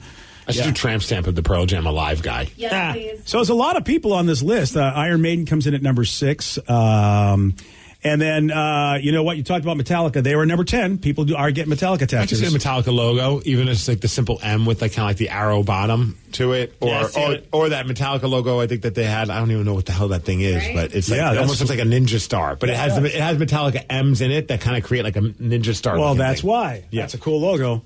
A lot of people getting Rihanna tattoos, or Rihanna, if you want to say her name right. Oh, yeah, I have an umbrella tattoo on my back. Oh, yeah. I feel like she popularized the under boob tattoo, for sure. Like every other person, including myself, tattoos. has one of those. You have an under boob tattoo? Yeah, I got my sternum tattooed a while ago. I'm not showing that one off. I guess you really can't. Well, it's not like she shows up to work and says, hey, guys, check this out. Yeah. So well, I mean, arguably she could, because if you wear a sports bra, you really could show When are we up. wearing sports bras at work? I mean, I will if you all wear one. Fair. I do a lot of jogging around these halls. I forgot. You do power walking. Wu-Tang Clan, a lot of people on Instagram getting the Wu-Tang Clan tattoos. Yep. This guy just had a special. I'll give you a slight clue if you've been on Netflix, because he keeps showing up on my Netflix. This guy he's got a new special or a new something on Netflix, and he is an older performer who's no longer with us. Okay, you guys haven't been watching Netflix. All I can think is John Mulaney as the latest performer who got a Netflix special. No, it's not. Yeah, well, I mean, at least on my Netflix, every time I log on to Netflix, I think it's Netflix. It might actually be HBO Max, and I could be wrong about that. Maybe it might be HBO Max. These are some great clues, man. Sorry, buddy. Listen, these are golden clues. It might take you some years to figure it out. Golden clue. R. Kelly? You have to, at some point, really look at the filter that you view life through and get it cleaned. Well, I get like a colonoscopy for my brain. Yeah, you guys don't know the song Golden Years? Mm-mm.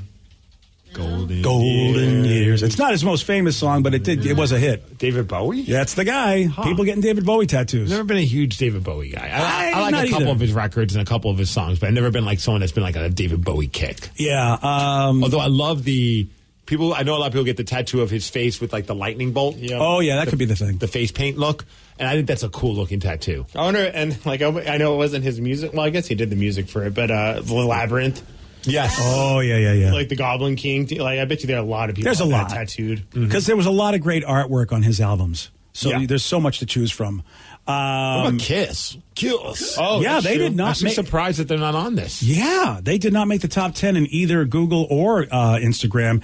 Harry Styles, number 1 on Google. People loving the Harry Styles. I don't know, dude. Are you got a picture of his face? How about Justin Bieber? What are you going to get with Justin? Well, I got one on my butt. Yeah, with a top hat and a little cane or something. It says Belieber. I'm wondering if they're looking for the tattoos they have, so they can get it themselves, so they can copy their tattoos. Well, that's interesting. Yeah. This doesn't say that. Yeah, I think this is based on like the actual artist. Yeah, so and Ariana Grande is number 3 with people getting tattoos in Google. So weird. Yeah, it's so weird. It's not our wheelhouse. No, it's you know what I mean. Like we're not big pop fans. We don't probably hang out with people that are like huge pop fans, or it's probably for the best. We're not hanging out with people in like their 20s that are like fans of pop music, like. Yeah, so we don't know what the hell they're getting tattoos of. Rihanna is number 4 in Google, as well as Ed Sheeran, number 5, BTS, number 6, Cardi B, Billie Eilish, Selena Gomez. But number 7 on the list, very surprising to me. Iconic country performer. Willie Nelson. Oh, close, but even more iconic than that. Garth Brooks. Crossover. All right, Garth Brooks, I would say, though, as great as he was, still not as relevant as this person. Okay. Like, I think Garth has faded from relevancy, to be honest. I mean, whoever really talks about him anymore. Rascal Flatts. Again, crossover, legendary, iconic country performer who so many people love. Johnny Cash. Ooh, still, good call. still alive. Oh. Yeah. Alan Jackson. Oh, you guys are missing. Oh, the good old DP, baby. That's it, Dolly Parton. Oh. And yes, the DP is what they get, which is a whole different tattoo. She apparently has a secret tattoo that only her husband sees. Please tell me it's a tattoo of Dolly Parton. We don't know what it is because she won't show it or tell anybody about it. It's Wouldn't secret. that be amazing? Well, if it's under boob tattoo, you'll never find it. I mean, you will need an excavation crew to get to it. No, too soon. All right.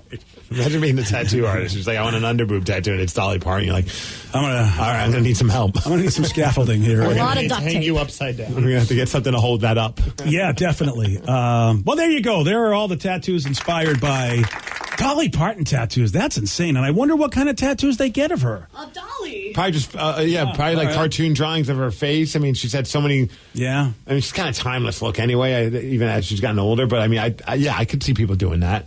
Yeah. Vicky's pulled up a few, and some of them are just really like cool looking.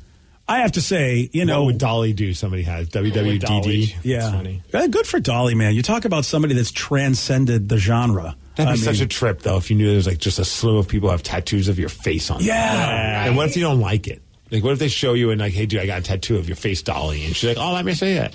I don't know how she sounds like that, but let me see it. Well, I remember. And then you show it and she's like, that's just the drizzle and poops. Yeah. You remember how Simon Pegg was just so stoked? One of our listeners showed up with, he played in Shaun of the Dead, of course, and she had a Shaun tattoo. That was a great tattoo. And he was just like, I think it was the first time he had ever seen anybody with a tattoo of his face on their body. So we were so stoked to be able to be on the show. And he was just like, what the F? That's amazing. Yeah. Yeah. So that's pretty cool if somebody wants to get your face. It's flattering. Their face on your body. But if you don't like it, then it's like flattering, but also kind of insulting. Yeah, but it's also not on your body. So at that point, it's like, yeah, you go live your life. But I mean, like, you thought I look like this?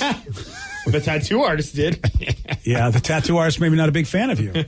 Fair. Make sure they like you, the tattoo artist, let alone because you're going to look like. Yesterday, Steve, he did get this one wrong. The Big Easy is the nickname for what U.S. city? Big Easy is that Las Vegas? No. Delaware? No. The Big Easy, Dallas. No. Oh. Sorry, buddy. The Big Easy's in Nolans, my friend. Nolans. Yep. You want a shot at beating Steve? You got it. 206-803-ROCK. Let's play Beat Migs at 847 on The Rock. Today's podcast was brought to you by Travis Gagne, bankruptcy attorney. Here's another question from a listener. Can I leave things off of a bankruptcy, like my car? You have to list all of your assets and creditors when you file bankruptcy. So you would have to tell the court and the trustee that you have the car or that you have a car loan. You could say that I want to keep my car and continue to make my payments on the car. But the court will need to know that you have a car and that you may have a payment on the car. So by leaving it off the bankruptcy, if you mean that you cannot disclose it to the court, the answer to that is no, you must disclose it. However, that does not mean that you'll lose those assets. You'll be able to keep things like a car and a house in almost all cases, but you must disclose them to the court. But you'll need to continue to make payments on a house or a car that you intend to keep. Thanks, Travis. If you have more questions about bankruptcy, you can reach out to Travis anytime at choosetherightchapter.com. That's choosetherightchapter.com. Thanks for listening. Hey y'all, it's Garth, the Big 615. You're going to hear the newest that country music has to offer. At the same time, you're going to hear the newest that the country classics have to offer. I want to hear the new single from George Strait, and I want to hear it right beside the new single from Luke Combs. That's the thing we call the Big 615. Download the free TuneIn app from the App Store. That's TuneIn. Or ask your device to play the Big 615 on TuneIn. Are you dealing with a personal injury? Don't go it alone. Turn to the experienced team at Phillips Law Firm. Their attorneys have helped thousands of clients get the compensation they deserve. Call Phillips Law Firm now. Call 1-800-JUSTICE or visit justiceforyou.com. Hey, this is BJ. Thanks for listening to our show's podcast. If you're a fan of all things geeky, you should check out my other podcast, BJ Shea's Geek Nation. We have new episodes every day, and you can check it out at bjgeeknation.com. Your home is going into foreclosure and you feel like a financial wreck. You don't know where to turn for accurate information. I'm bankruptcy attorney Travis Gagne. Let's talk about some legal options. If we work quickly, we can propose a plan to save your home, modify the loan, or in many cases even eliminate your second mortgage. The consultation is free. I've helped hundreds of people just like you make informed decisions about whether to save their home or exit it on a reasonable, organized timeline. The chapter you choose sets the tone for the next chapter of your life. Please contact me today at choosetherightchapter.com. That's choosetherightchapter.com. Let's play Beat Migs. It's time to play the game. So everybody scream his name. Beat Migs. Don't be a loser. Whoa. Beat Migs. You're a loser.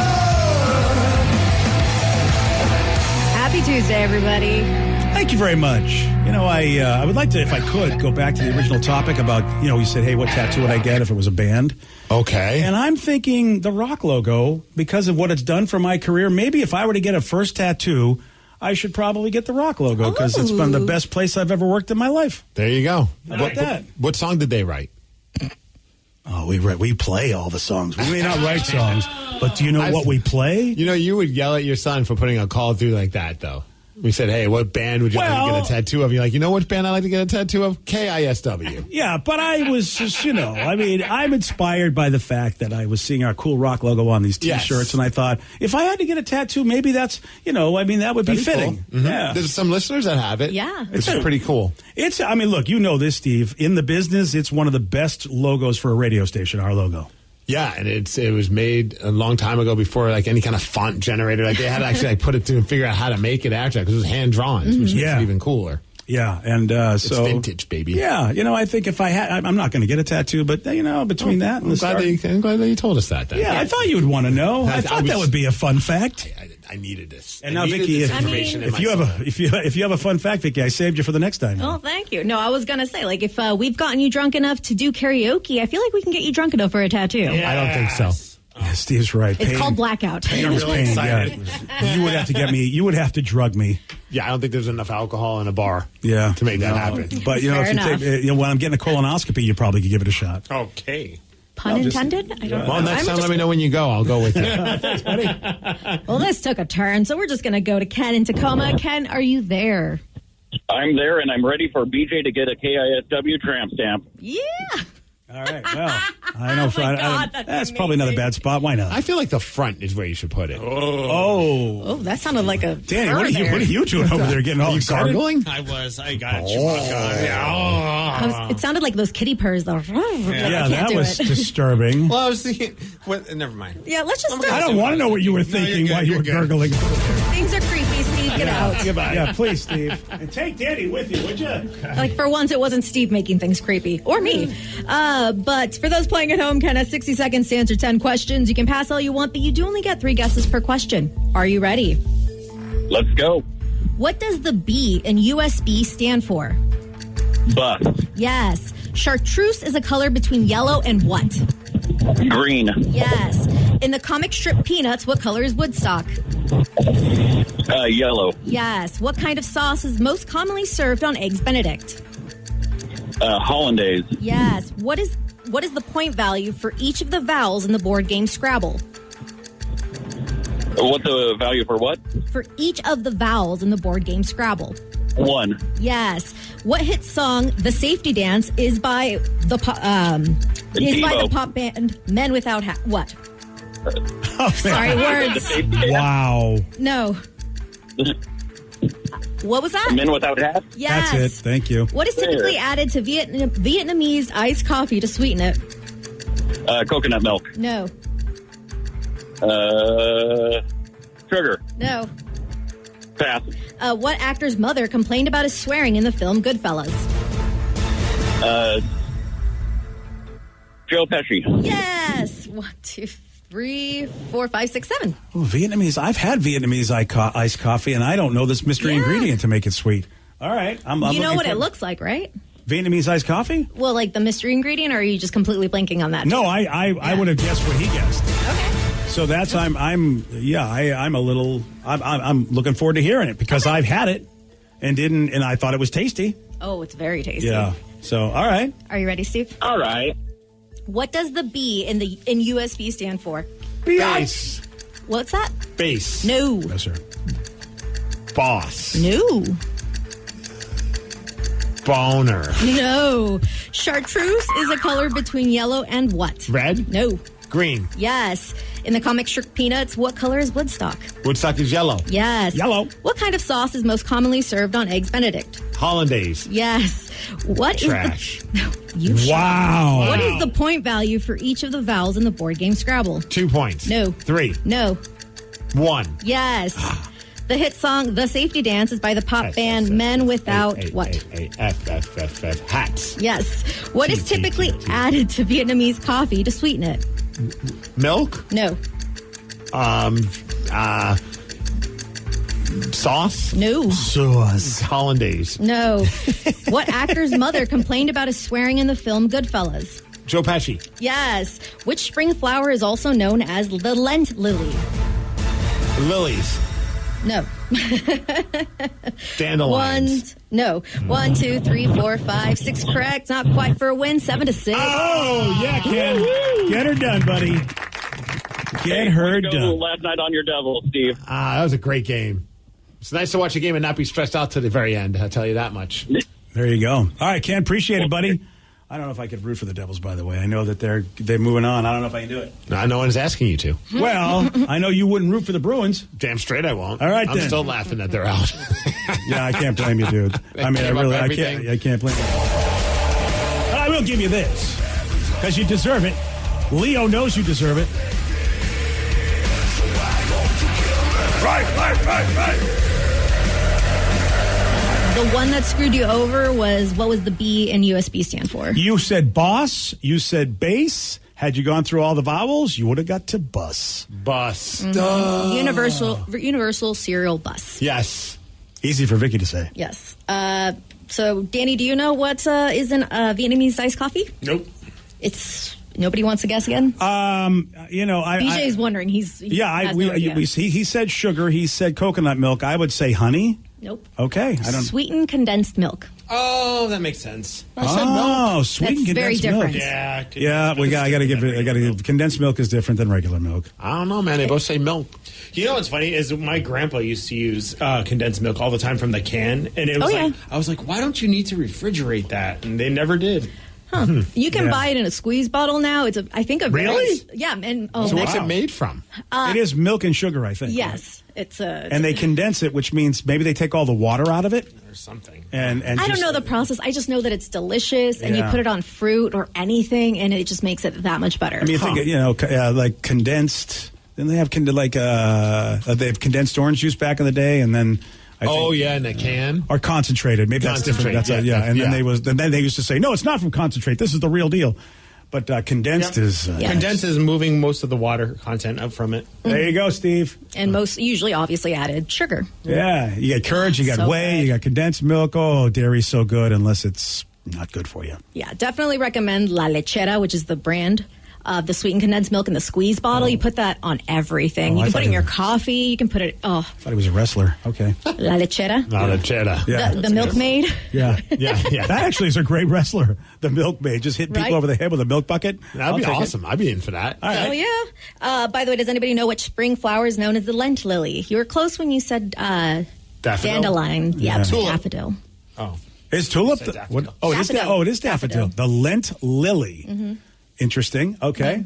Oh, just list all the flowers that are out now. I know the tulips are out. Some of my friends have showed pictures of the tulips, and they look very tulipy. Yeah, thanks to all the rockaholics that have tweeted me pictures of tulips and say, now, here you go. You don't have to waste your trip. Because in the past, I've talked about making that long trip, and it's just not worth it in my eyes. So I appreciate the rockaholics remembering that and taking pictures of the tulips and saying, here you go. You don't need to go now. Though, I mean, wow, what a great day it would have been. I mean, normally to go see the tulips, it's muddy, it's rainy. But obviously Saturday was a great day for that. I could think of so many better things to do on a Saturday than go look at tulips, to be honest with you. Like sit on my couch. Yeah. And yet, when I'm there, because there was another festival that Kathy took me to in California, I forget the flower, but to see rows and rows of color, it is pretty the awesome. Ones, right? Yeah, I forget what they're called. I got the internet. I can see these things anytime I want. I've been there once. I don't need to go ever again. I mean, I can't blame you either. Although it's a long ride. I say that, and if my wife brings up, hey, we should go so that Tatum could go, if Tatum wants to see him or get pictures, I'd be like, all right, let's get in the car. Yeah. And then I probably would enjoy it a little bit more because of, my kid getting, that'd be fun to take pictures in front of. But I don't personally. Do you think she would care at that age? Like, do you think she would care about? Oh, really? Tatum would care about tulips? Well, flowers. She likes smelling flowers. Oh, all right then. Yeah. Because I'm thinking, and we go around the development. And we walk around. She picks what are the things that are weeds? Oh, dandelions. But she thinks they're flowers, and she picks them and just thinks it's the most fun thing ever to do. Oh, that's cool. Yeah, I think our neighbors appreciate it. We're kind of weeding the entire development by picking up all these daffodils. It's better than picking out the flowers they don't want you to take. Yeah. That's the only problem is if we go there, she'd probably be like, ooh, I picked flowers at home. Yeah, it's not going to happen, kid. I'm just picturing her picking out the dandelions with the fuzzies on it and her blowing it everywhere. So just making more weeds everywhere. More flowers. Yes. Yeah. Excuse me, more flowers. Yes, you're right. And that's kind of like the cool thing for a kid to do. I remember the first time you blew one of the old dandelions. It does not sound right, but you know what I mean.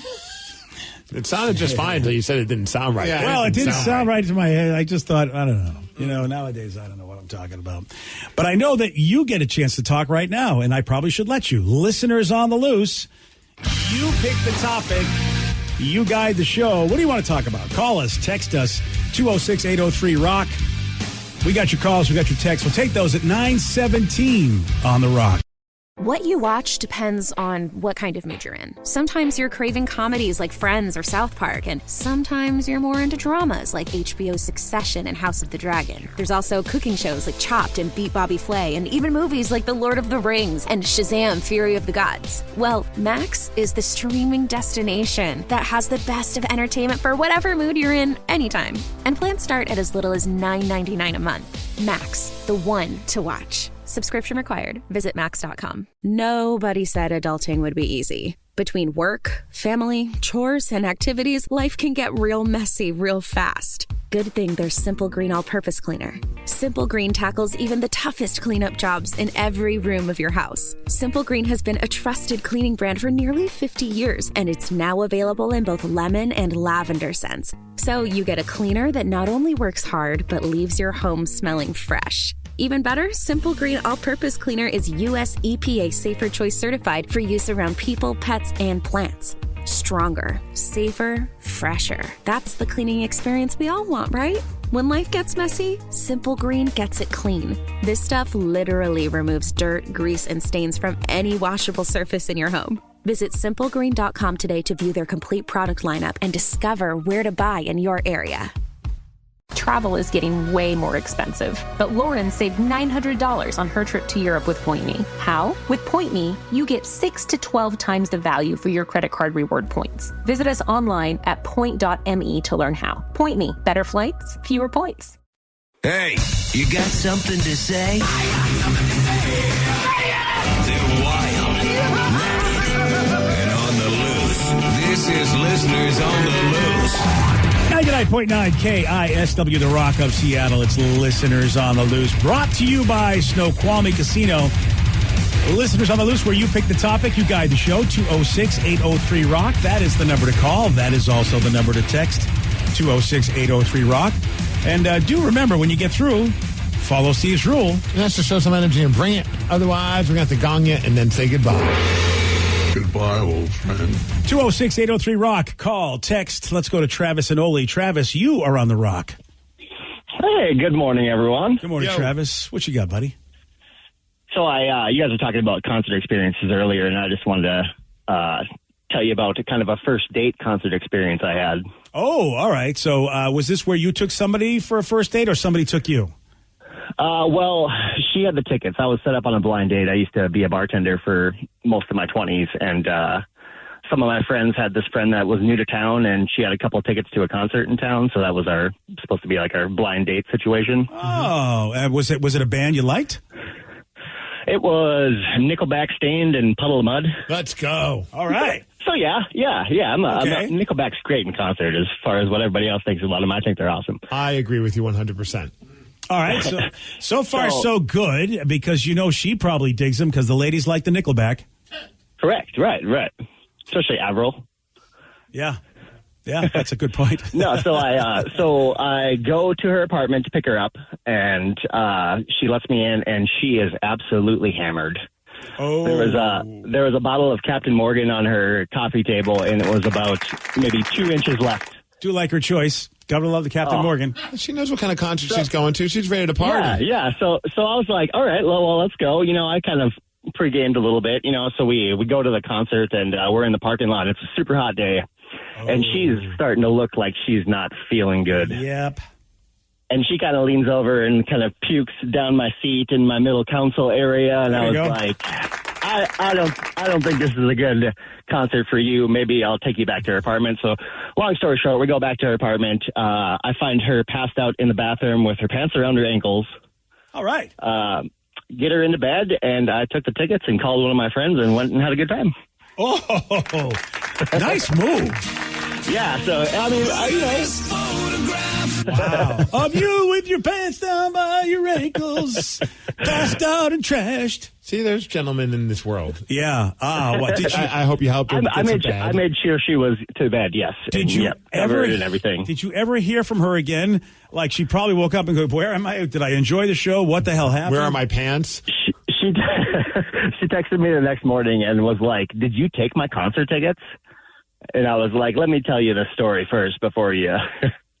But that was the last time I ever talked to her. Well, what would she expect? I mean, that's a funny way for her to go. Like, did you steal my concert tickets from me?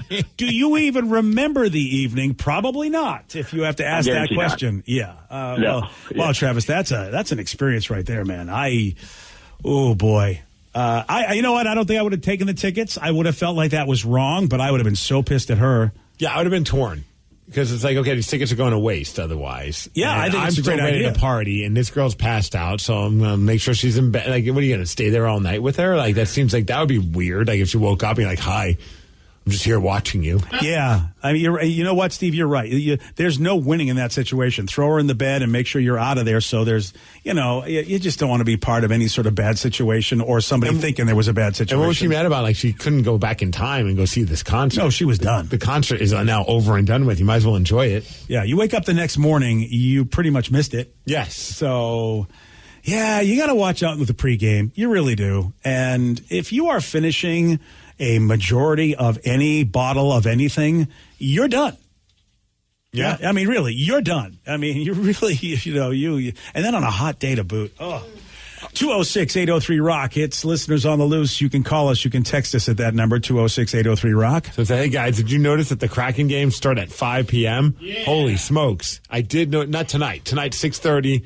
Watch that game on ESPN. But the two home games that are happening for the Kraken, which is going to be Sunday and Tuesday, start at 5 p.m. And I saw some people on Facebook freaking out because they bought tickets before they knew what day they were going to be and what time they were going to be. And they got tickets to the second game, game 4. Wow. And if you have a job that goes past 5 o'clock, you can't go to the game. Yeah, so if you want to donate your tickets to Steve and I, we can go to the game. Just like, if you had a drunk person passed out, can't go to Nickelback. Seems fair. Danny and I are more than happy to go to the game on your behalf. Yes. Of course, for no price. Yes, of course. Yeah. I think number one, you will not have a difficult time getting rid of those tickets. No. Yeah. No, you'll probably make a little bit of a profit as well. But that sucks if you were excited to go. Yeah. It's a playoff game, and then you realize, I would hope you have a good enough boss that's like, hey, you can go. And I get why, because now we're down to 8 teams left in the playoffs. There's a lot of attention that's on the national level, and they don't want a game starting at 7:30 at night or 7 o'clock at night because that's 10 o'clock on the East Coast. Yeah, but it is not. I mean, our first game is 9:40 on the East Coast. Still a little bit earlier than 10 o'clock. Or maybe it's 8:40, actually. Well, I don't know when it is on the... No, it is, 9:40 on the East Coast, which is, so we get F'd and it starts at 8. Also, I'm sure the scheduling of all the games. There are a lot of games. There's a lot of factors that they have to put into it with the TV rights and things along those lines. ESPN, I'm okay with probably, it. Yeah. That means at least we could get a decent night's sleep, even if it's a nail-biter. It's great for us, but does really suck for people that, like you said, have jobs and are trying to get there. But being narcissists that we are, this is awesome. Yeah. I would hope your company would let you leave early. Yeah. Especially if you're the kind of person that whatever job you do, you can complete it. So I hope you can figure that out. Oh, it's going to be so much fun. Sunday night, Tuesday night, Climate Pledge Arena is going to be rocking. Yeah, man. Hopefully we're coming into it with a 2-0 series lead. Wow. I mean, that's what I told my friend Chris last night. I was like, you doubted me, so it's going to be a Kraken in 4, buddy. And he was like, yeah, go wish that.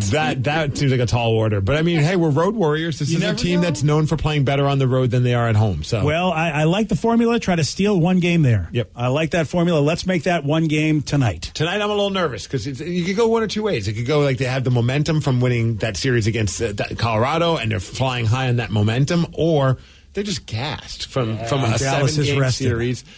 Yeah, they've had a couple more days of rest, and the Kraken, I mean, that was a tense game. Yeah. So I mean, it could go one or two ways, which is really a terrible analysis of a game. Like it could either mean they win or lose. But I'm my fingers are crossed that it's going to be a momentum builder, and then just going into it like just riding high. Yeah, I mean, it's really hard to say. Like matchups are matchups, and playoff hockey, baby. It really is. The Florida Panthers showed me that you really can't make any prediction until you get on the ice in the playoffs and just see what's going to happen. Right. Because different teams match up better against different teams. Yeah, and it's just how it is. And you got potentially seven games to work it out. Yeah, and arguably, depending upon rest, sometimes rest is maybe you get a little too much rest and you might be a little rusty while the other team is, they're used to the rhythm, they're used to all of it. Who knows? Yeah. All righty. Well, go Kraken. Yeah. Go Kraken. Yeah, I mean, it's fun to have another series. So he said, Steve, did you catch the Devils game? Did you see that hit that one of the players gave to the Devils? I did see the hit, and it was, it was like Trouba, who's a player for, he's the captain for the Rangers. And, dude, he just wrecked this Meyer guy for the Devils. He's coming in open ice hit. Back in, like, the late 90s, this would have been the cleanest hit known to man. But some people are like, did he lay his shoulder into him? It looked like he tucked down. Yeah. I don't think he was intentionally trying to hurt the guy. He hit him so hard that his glove went flying like 15 feet. I'm trying to see if this were the NFL. Oh, that's almost helmet to helmet. His glove is just flying. Yeah. I feel like, Steve, I feel like NFL. You give it a shot of it right here. Watch his glove. Yeah, there goes the glove. And he gets knocked out. Like, he hit him hard. Ooh, yeah, look at him. He's just lying on the ice. Yeah, he was okay. And it was cool. It's just typical hockey players at the end of the game. They're shaking hands and they're hugging each other, the two dudes. Yeah. So, I mean, you could tell, like, this wasn't a malicious thing. It was just, if you can find it on social media, just type in Trouba, Trouba. Do we know if he got penalized for that? No, he didn't. Oh, okay. I was watching the game. So it looked horrible, but it surely wasn't as bad as what we've seen with, what happened to our guy. Like I said, man, back when I was growing up, this was just a clean hit. Nowadays, because of helmet to helmet, and like, are you lowering your shoulder into the guy? There's so many little factors involved, but like, it looked like he was trying his best to lay a clean hit on the guy, and the guy's head was down, which is another thing. It's like, hey, dude, keep your head up when you're in the middle, when you're skating through the center of the ice. Like, you're just not asking for it, but like, there's a chance you're going to get wrecked, and he did, dude. This is a rough sport. But I just love at the end their handshakes and the two of them are just like hugging each other. Well, yeah. I mean, you like to see that. That does goes to show you that they really were, not hating each other. No, which is nice. Playing hard. And also, you're the Devils. You're like, we won, haha. That also, hey, dude, you hit me like a mother effer, but you can't hit me again because you're out. Aha. Yeah, I bet that's exactly what he said. It is Listeners on the Loose. You pick the topic, you guide the show. Call us, text us at 206-803-ROCK. More of your calls and more of your texts. We'll take those at 9:34 on The Rock. BJ and Migs, mornings on The Rock. 99.9 KISW, The Rock of Seattle. It's Listeners on the Loose, 206-803-ROCK. That's the number to call. That is the number to text. Ooh, good question from a texter. All right. Said, hey, last week I went to one of the Kraken playoff games and it was a blast. My buddy invited me and never said that he wanted money from it, although yesterday he texted me asking when I was planning on giving him some cash for the tickets. I thought it was a free ticket because he never said anything. What do I do? Yeah, dude, if you don't say up front, hey, because I have had that happen where people are like, hey, you should come to the game. And I'm like, great. And then they're like talking, and all of a sudden they're like, oh, by the way, it's going to cost X amount of dollars. I'm like, oh, I don't have that kind of money. I thought this was an invite because I do that all the time. If I have an extra ticket to something and I don't have, like, if my wife can't go, I don't hit my buddy up and say, hey, you want to come? But unless I say specifically, hey, I'm going to need some money because I paid a lot of money for it. Yeah. But if I just invite them, in my eyes, I'm inviting them as a guest for free. I've been in that situation before for a game here in Seattle, and it was like I didn't know what to do. Like, I was like, well, but they never asked me for money, but I was getting the vibe that they were like, hey, Yeah. Like, you should probably pay me. And I was like, I'm not paying you. Like, I feel like you got to say that you're charging them up front. Yeah. How about this, though? Let me see if you did this, Danny, and I wonder if this guy did this. The guy, you think you're getting to go for free. Yeah.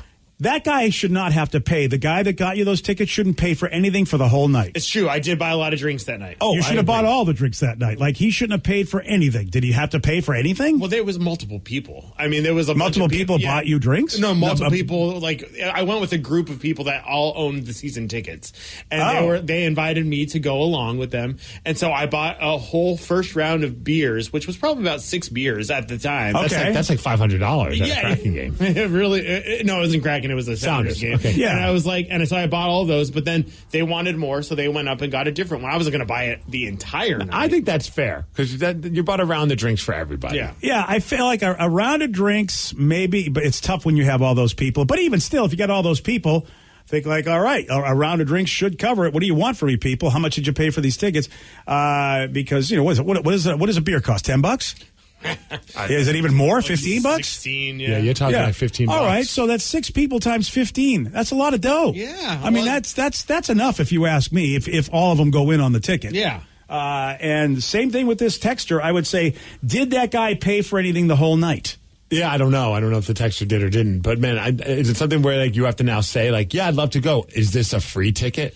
See, and that's why, like, because I have Sounders season tickets, and I will always specify, hey, do you want to go with me? My girlfriend can't go. It's free.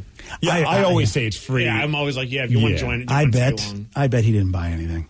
I think this is why this has come up. I really do. About it. Yeah, because look, Steve, if you take me to a game, you're not paying for anything because you gave me my ticket. Right. I just feel like that's what dudes know. Dudes just know. We had some woman next to us at a restaurant recently. I was at a restaurant with my buddy of mine. We're talking about everything. All of a sudden, the bill comes. And, we're like, hey, he goes, I don't know. Whose time is it to buy? He goes, I don't know. Is it your time? I go, I'll tell you what. It's my time. I'll know next time it's your time. We'll just remember that. This woman, all of a sudden next to us, because the tables are closed, she goes, guys, this is the one thing you do better than us. Oh, just figure out how to pay for a bill? Yeah, she was so happy with it. That's funny. I mean, we talked about a lot of stuff. We also pee standing up, bitch. Yeah. Were you there? Did you hear exactly that was exactly my response to her.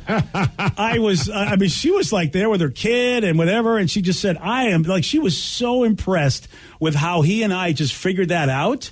And I'm like, yeah, you know what? It's we don't get a lot of pub a lot of times, like the things that guys do right in today's day and age. So I was happy that, a woman was like, you know what, man?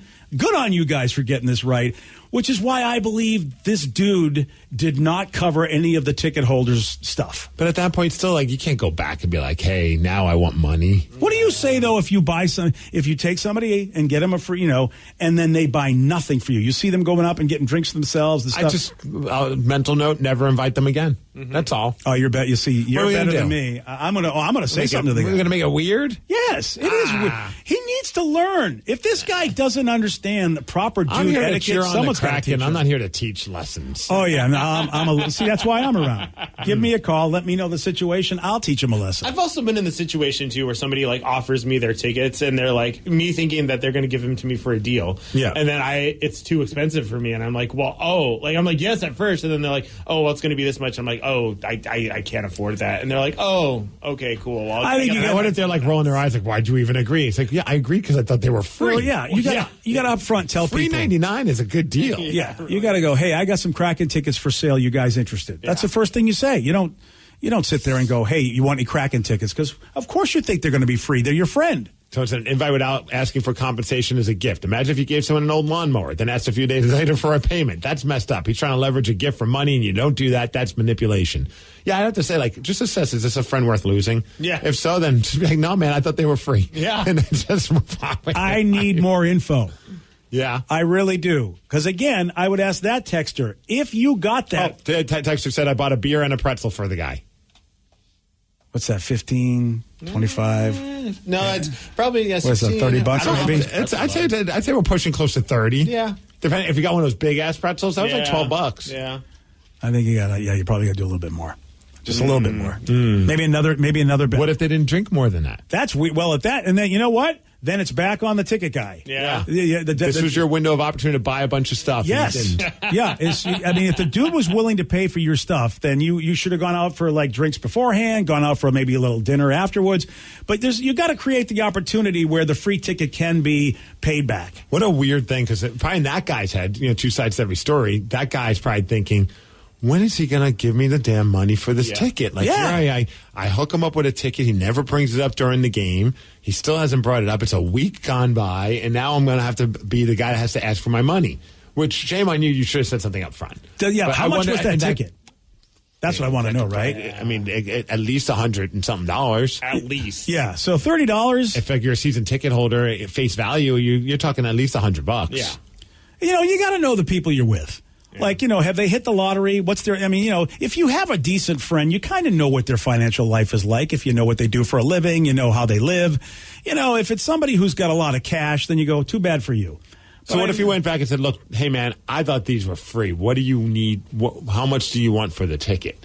And then kind of go from there. That's fair. Now it's like you're doing a post-game barter or haggling. Like, hey, man, I could give you $100. I didn't know I was going to have to pay any more than that. Yeah. I subtract the 30 for the free beer and the pretzel, though. Oh, okay. Oh, I'm definitely doing that. Okay, so you work out like a little itemized thing? Yeah. Oh, definitely. And what game did they go to? Did the Kraken lose? That also... It's a good point. Yeah. The Kraken lost. If you would have asked before, I would have blindly paid.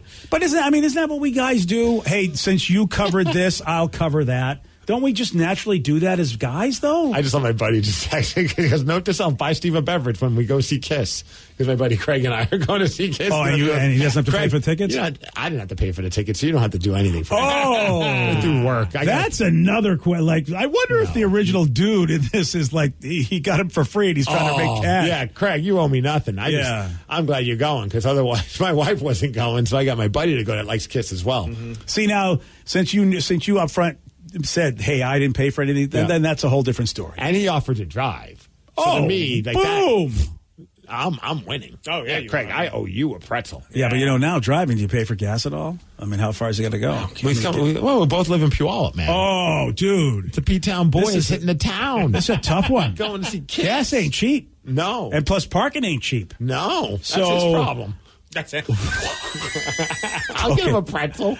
Okay, now all of a sudden I'm the one owing the bad a beverage. guy. Yeah, you are. Because we know you should have turned. said you got the tickets for free. If you'd have just lied, fine. I got a second job. I took a loan out of my house, and I got us these tickets. Because I would be bummed. I'd be like, I know you're taking me, but you didn't pay anything for these tickets, and I'm paying for gas. I'm paying for parking. I am going to sort of be resentful of you the whole night. What does it matter if I paid or didn't pay? And also, why am I arguing this? I was more than happy to chip in. Like, all of a sudden now, you're pitting me against my friend Craig, and I don't like it. Well, if you don't pay gas for parking, dude, yeah.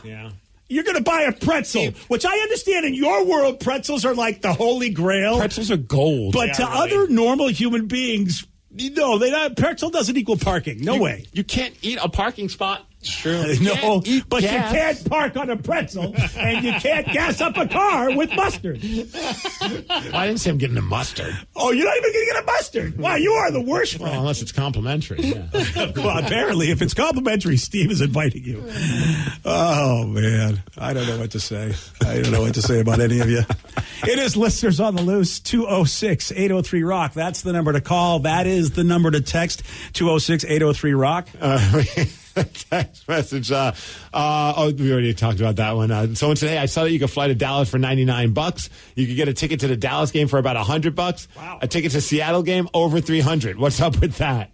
It is cheaper to go fly to Dallas and go see a home Dallas game against the Kraken than to go see the Kraken at Climate Pledge Arena. Yeah, remember we went, I don't know how competitive Dallas was then. I don't think they were, right? They weren't. Dude, when we went to Dallas, you could basically, someone would pay you to go to a game. Oh, wow. Yeah. It was, dude, like you could get tickets for like $15. That's awesome. Yeah. Like nosebleeds. But we ended up sitting like center ice, maybe 12 rows back, and I think they were like $50 a ticket. Yeah. Wow. It was a great experience. Yeah. Because at the time, Dallas, it was a great arena, great time. And it was a good hockey game. Arguably though, Dallas might have other stuff that they care about, I hate to say it, than the Stars right now. Yeah. For some reason, I don't know why. some towns, they just don't care as much about stuff for some reason. Well, also, it's round 2. They've been around forever. Been there, done that. Look, this is our first rodeo. Good point. Because you look at like Carolina tickets, like $70 to go see Game 1 against the Devils. $70. Well, you have to go to Carolina, though. That is a bummer part. Yeah. I've never been, so I don't know. But you know what I mean? Like, I think because it's brand new, the tickets are ridiculous here. Yeah. It's the first time ever Kraken are in the playoffs. And I bet they'll be like that even if next year they make the playoffs, too. Like, the novelty hasn't worn off yet. Whereas in Dallas, they've been, right. I bet when they get closer to, like, maybe the next round and definitely the Stanley Cup Finals, tickets are going to be ridiculous there as well. Yeah. I can't even imagine what tickets are going to be like here in Seattle if we make another round. Oh, my gosh. I don't know. But then I'm just wondering, like, who's buying these tickets? Damn Amazon.com, or as I tell you, man. it's that Jeff Bezos. That's what it's all about. Well, Him and his friends. Yeah. They don't even like the Kraken. I don't know. All right. I can't name 3 players on the team. You kind of look like Jeff Bezos now, so now people are going to look at you going, I should just walk in and be like, hey, it's Jeff Bezos here? Yeah. I don't need a ticket. No, you don't need a ticket. You're Jeff Bezos. Where's the owner's suite? Yeah. Jeff Bezos here. It's going to be hard. I just got tattoos. They're going to look at you and they're going to go, yeah, well, of course. They once you got divorced, you went wild. You got tattoos. I had a weird midlife crisis. Yeah, I can see that happening. Mm-hmm. It is Listeners on the Loose. You pick the topic. You guide the show, 206-803-ROCK. Text us at that same number, 206-803-ROCK. So I had a friend once, going back to condensed milk when we were talking about that. I had a friend once who was over 300 pounds. He ate condensed milk like it was pudding. Oh, yeah. I think then you have the reason for being over 300 pounds. You probably shouldn't eat as much as you possibly can. Right. I mean, wow. What does condensed milk look like? It looks like a slab of milk. No, it looks like cream. It comes in a can. Oh, it pours? Yeah, it pours. Oh, I don't know why I thought it was like almost like the Jello-ish consistency, like the like cranberry sauce. It's thicker than milk. Like it's almost more of like a. Yeah, I thought you could really, but all right, whatever the case is, maybe it's pudding consistency. I guess. Is it not that either? Is it chunky? No, it's you thicker can chunk than it that. Out? Does it? So it doesn't look like cranberry sauce if you dump it out, like you could have it stand up on itself. It does pour. Oh, okay. Oh, so but it's not as creamy as pudding? I don't even know what you're talking about. Wait, is condensed milk the same thing as evaporated milk? No. Oh, evaporated milk is dry. I don't even know what condensed milk looks like. That's dry milk. Is it? I think so. If you're evaporated, right? It's got no water in it at all. I mean, evaporate means to take all the water. Like the water evaporates. So I believe it's dry, isn't it? I think I need another cup of coffee trying to figure this stuff out. Dude, I'm high on medicine right now, so I have no idea. All right, here, let's move on from milk. All right, we're done with the milk. Just don't. Hey, listen, here's an idea. Don't eat a lot of milk products if you don't want to gain weight. So, Vicky, have you heard about the new Star Wars burlesque show here in Seattle? It's awesome. I recommend it. It's called The Empire Strips Back from Derek in Tacoma. Yes, and I've seen the trailers. Oh, it looks phenomenal. I really hope I get a chance to see it, but I need to find the right crew because I'm sure BJ would go with you. But just me and BJ? That would be weird because, I mean, burlesque shows can be a little, racy. Yeah, it's almost like going to the strip club. Yeah, I mean, ish, yeah. It's classier, but you'll see stuff. Is it gonna have like Princess Leia and like tassels and stuff? I'm assuming so. It's. I think you'll see pasties. Mm-hmm. What about like a ungroomed woman doing Chewbacca? An ungroomed woman. How else do you say it? What's the PC way? A hairy woman? Well, where are we going to see her ungroomed? I mean, you know what I'm talking about. That's what I thought. That's why I mean, she could have armpits, whatever. That too. But I think I know what you're talking about. Hairy everywhere. No shave. Well, you got legs, armpits, and of course the special area. Yes. Okay. All of the above. Not sure how you would display that. I guess legally, but why not? You could definitely display it legally. Well, she could wear like a real thin bikini, and you could just see that. Okay, stuff is happening. Yeah, the forest is overgrown. Yeah. I'm not sure that's what they're going to do, but okay. No, it looks like they have somebody in a Chewbacca costume. All right, there we go. Oh, yeah, sexy stormtroopers. Oh, yes. There we go. There's Chewbacca, yep. Oh, C-3PO's got like C-3D-Cupio. Yes. Yeah, that's what it is. Yoda playing the drums. So far away, I don't see any real nudity there. Well, because this is a Facebook video. Okay, then. Yeah, I mean, eventually I think like the little protector We'll get the Twitter video. The Twitter video would be a little bit more explicit. All right. Well, anyway, it's Empire Strips Back. And I guess if you search for that on the Googles and stuff, you'll find out where it's playing and have a great time. This guy's being Luke Skywalker, though. I mean, they could have gotten old. Yeah, I'm not sure. Maybe he's just the MC. Yeah. Maybe he doesn't hang around too long. All right. Okay. Not feeling him. Here's a question for you. What do Ryan Castle and walking a dog have in common? I'm going to tell you at 9:52 on The Rock. And now, the Ryan Castle question of the day. What's your Ryan Castle and walking a dog have in common? There's picking up poop involved. Yeah. That's why I don't go walking with you, buddy. I see my dogs don't. Well, one of my dogs doesn't walk. Lola's life is a series of laying in different places. Do you have to hold her when she has to go number 2? Oh boy. No. She goes outside twice a day, whether she wants to or not. Okay, fair. That's a sad thing because Ryan Castle demands to be held when he goes number 2. It's not pretty. That's why I have one of those 2-person pots. Yeah. So you can do it together. Okay, then. These are visuals And I was bond. always hoping to have. Yeah, boy.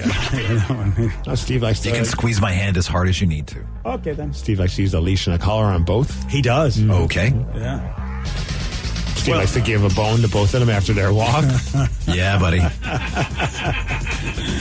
All right, then. Researchers have found that the number of dog walking injuries has quadrupled in the past 20 years. Wow. How about that? Over 2 decades, over 400... 2 decades! 2 decades. Welcome to the decade. Hey! 420,000 people have been injured and gone to the emergency room because they were walking their dogs. Fractures, how about traumatic brain injuries? How aggressive are they walking, these dogs? I don't know, man. I think it's the aggressiveness of the dog that should be in question. You got a big-ass dog. Sees a squirrel. Next thing you know, concussion. Dog takes you for a walk. Yep. Yeah, don't go for that. Ryan Castle, he's going to walk you into a 12-pack. That's next. Yeah. BJ and Migs, mornings on The Rock, 99.9 KISW. Today's podcast was brought to you by Travis Gagne, bankruptcy attorney. Here's another question from a listener. How long is a bankruptcy going to affect my credit rating? Of course, most of the time, by the time we're talking about filing a bankruptcy, the credit has already taken a huge hit. Chapter 7 is going to affect it more negatively than Chapter 13. Chapter 7 stays on your credit report for 10 years from the time you file. It usually takes 7 or 8 years for your credit scores to get back into the normal range in a Chapter 7 case. However, your credit will start to recover even in Chapter 7 after about a year. You'll be able to get credit again right away, usually before your case is even over. Chapter 13 stays on your credit report for 7 years and usually takes about 3.5 years for your credit to get back in the normal range. So Chapter 13 will mean your credit gets better much more rapidly. Thanks, Travis. If you have more questions about bankruptcy, you can reach out to Travis anytime at choosetherightchapter.com. That's choosetherightchapter.com. Thanks for listening.